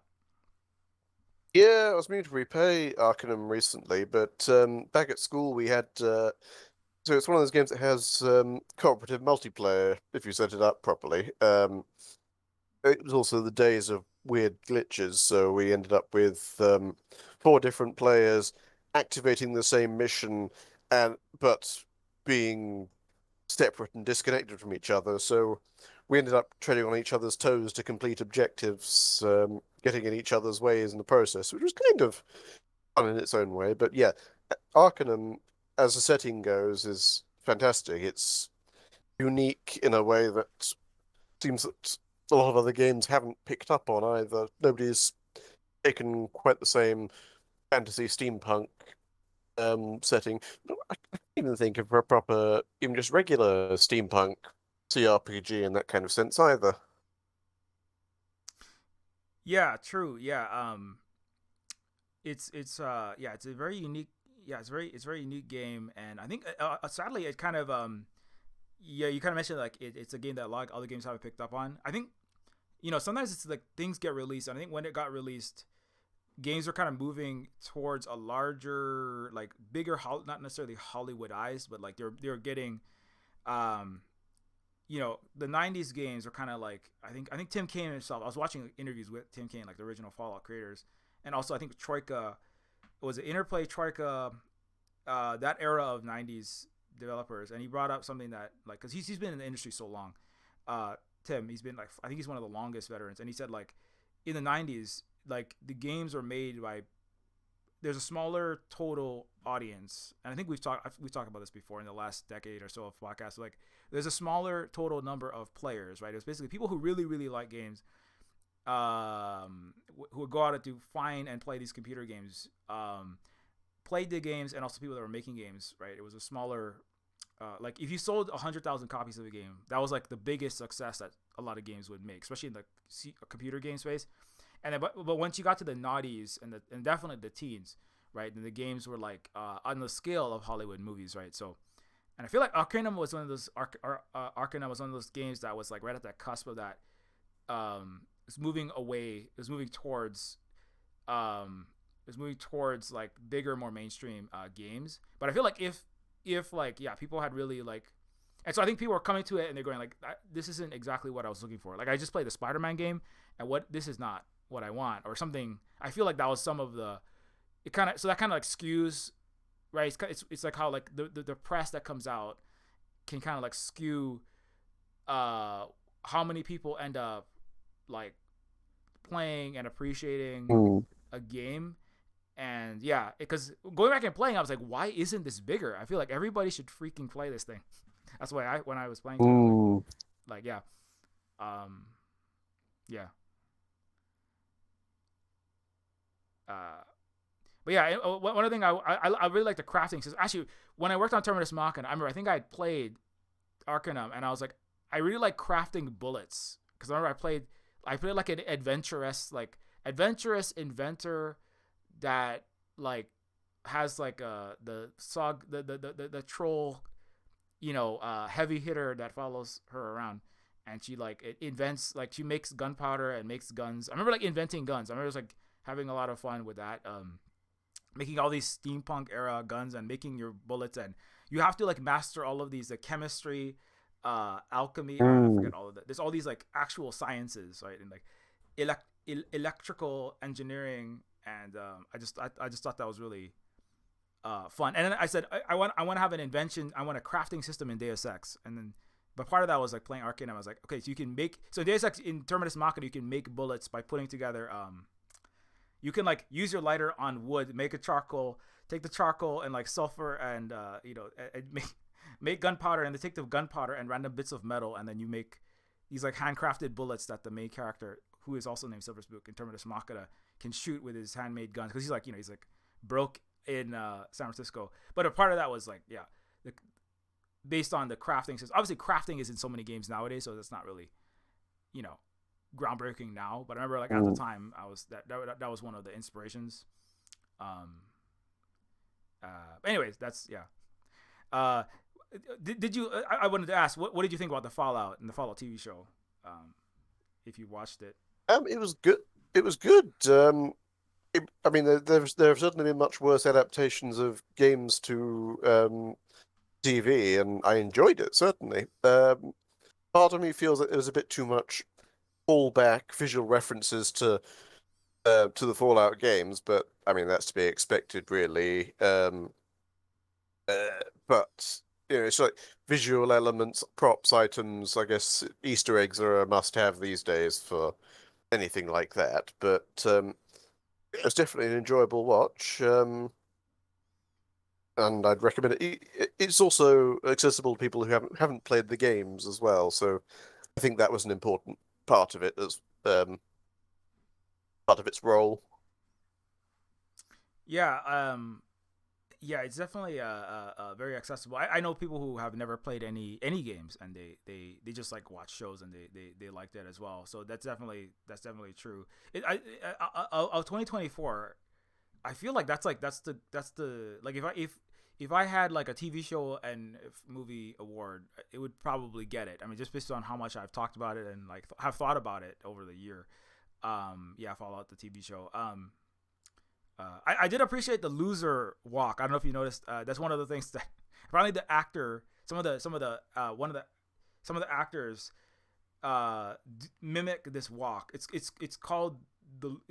You might not know that because you have to like look at the actual game files of Fallout, but there's a particular walk of people like in rundown areas of Fallout, like in Reading, and then the Fallout 2 the Fallout 2 there's a lot of people on drugs or that are like junkies, and they kind of walk with their hands sagging down. They have this particular kind of walk, and there are characters in the show. They just like Mm. mimic the Fallout 1 and 2 walk as it's like their personal little in joke. There's so many things like that. So you're saying like there's like so many references, but I think part of it was like there were so many Fallout fans that like from what some of the stuff I've read and seen about it, the interviews with not Christopher Nolan, the other Nolan, that's the brother that directed it. And he's like, yeah, people just Jonathan.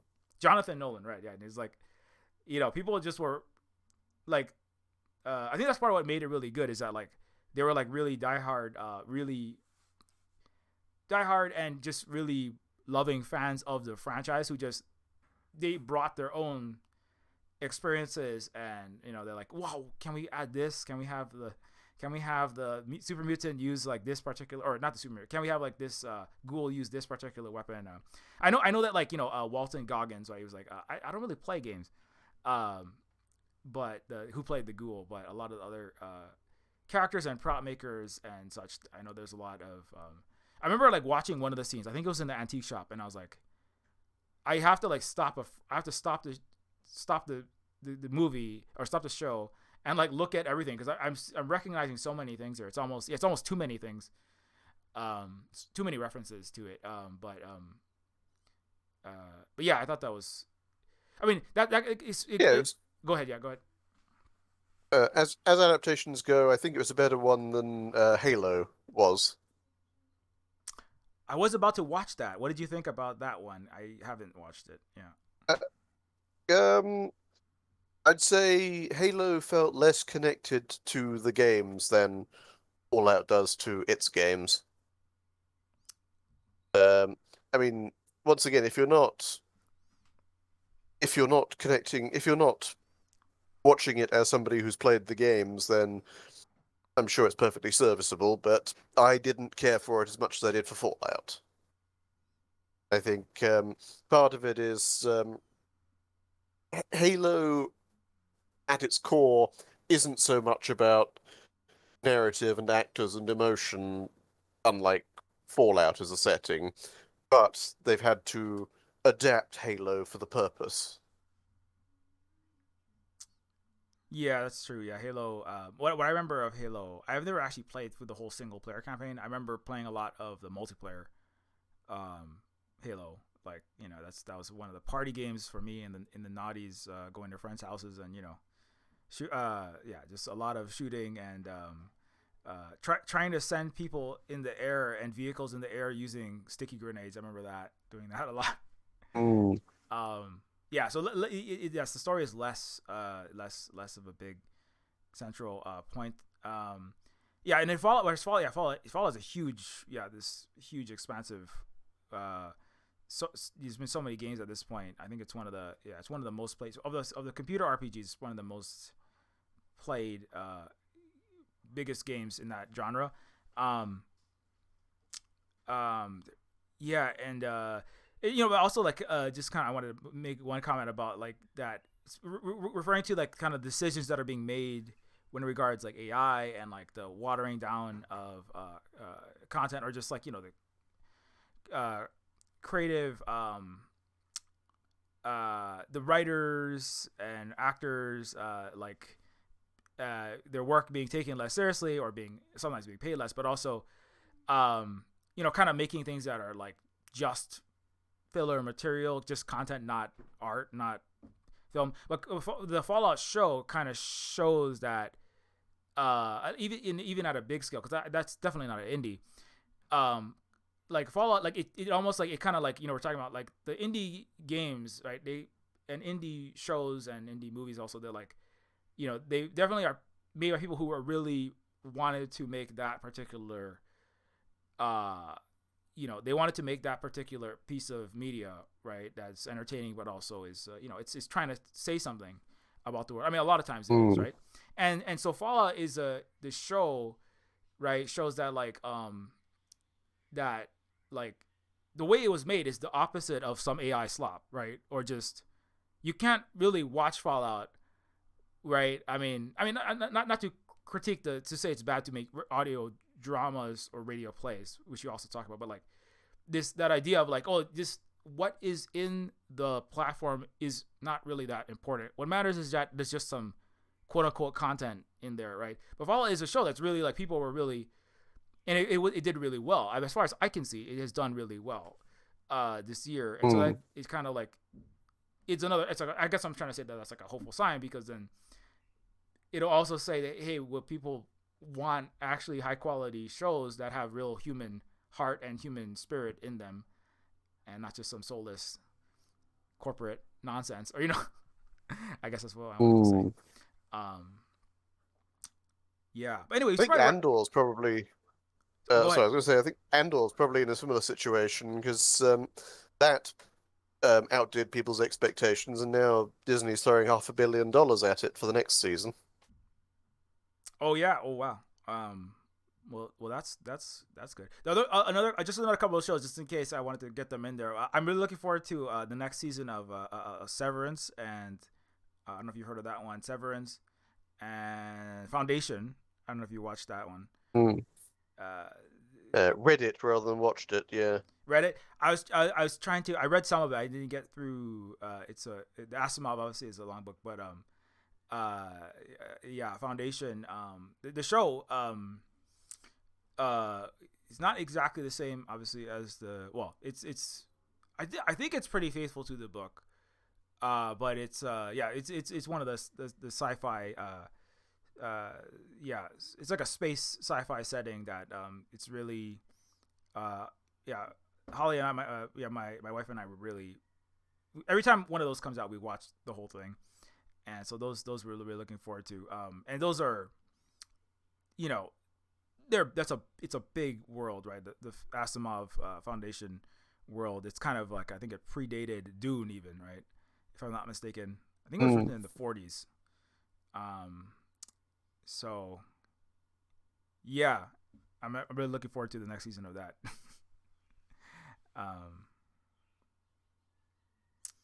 But anyways, I'll try to get started on that. Yeah, do check it out. Do check it out. You read the book? Have you read all the books of the Foundation? There's a couple of the later ones that I haven't, but essentially, yeah, I got to the stage where Foundation joined up with the robots stories. Yeah. I gotta catch up to you. You have read all of you have done all of your sci-fi homework. I have not completed all of my assignments. I could homework. Yeah, that's my homework. Gotta get it done. But anyways, yeah, we should probably wrap up. I know we've been here for a little bit over 2 hours. Is there anything else you want to say? Is anything Robin brought up before we wrap it up? Obviously, Technobabylon. Yeah, go ahead. Yeah. I I can make no promises about when Technobabylon 2 is coming out, but keep an eye out for Old Skies, which I believe is coming out this year. Uh, in the coming year.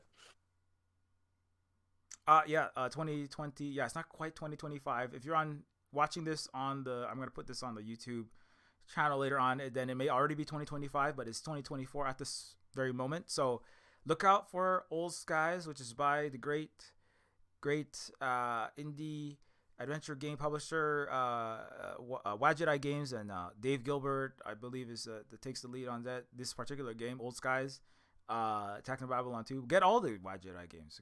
I have I think most of them. Do get the whole Wadjet Eye bundle. In fact, I'm pretty sure it's on sale right now. In fact, so you can go to Steam right It now is and indeed discounted on Steam or GOG if you don't like Steam. yeah, Steam and GOG. Get the Wadjet Eye games and Technobabylon. I gotta go back and replay Technobabylon. Definitely before Technobabylon 2 comes out. And obviously, my game Neofeud is on sale also. And I hope to get Neofeud 2 done in this. I don't hope. I will get Neofeud 2 done in this year. It was supposed to be done by Christmas, so a Christmas present. I apologize, it's late, but it's just editing and but basically I just have like final editing and like sound to complete, and that Neofeud 1, unless audio takes an entire year, I don't think it will. That we should be definitely 2025. Early 2025 is where I would like to get the game out. Anyways, so yeah, but it has been so great to catch up in our yearly, or seems at least yearly, possibly bi-yearly, or not, well, every 2 years or so, catching up with our fellow indie dev, James Dearden, who is the creator of Technobabylon. Follow on all the places, on the X, Twitter, etc. Or where else are you, if you want to say? I've mostly moved my operations over to Blue Sky from Twitter. So if you want more up-to-date information, Blue Sky is likely the place to find it, or on the Wadjet Eye Discord. All right, yeah. So yeah, follow James on Blue Sky. Is it at Technocrat Games. at Technocrat? Yeah, so at Technocrat Games you can follow, and yeah, obviously you can follow me at you probably know already, Silver Spook everywhere. I'm also on Blue Sky as well. If you don't know that, I'm recently on Blue Sky, Silver Spook Games. But yeah, thanks so much again for being on and talking. It's been really great catching up. Really interested. I have a lot of things to read, watch, and play now. And thanks for helping me with the ideas of how to work on 3D games and using Blender. Yeah, well, my tuition sessions are £40 an hour, but they're mostly aimed at 10-year-olds. Oh my goodness. Okay, well, thank you for the free £40 or 80. Yeah. Anyways, how do we wrap up? I forgot. Merry Christmas, Happy New Year, or Happy Kwanzaa, Happy all of the celebration, Happy holidays, and may there be a maximum solar punk for you in 2025 and minimum torment nexus, I guess. Inshallah. All right. Okay. Thanks a lot. Take it easy, James, and bye, everyone. Thanks, you too.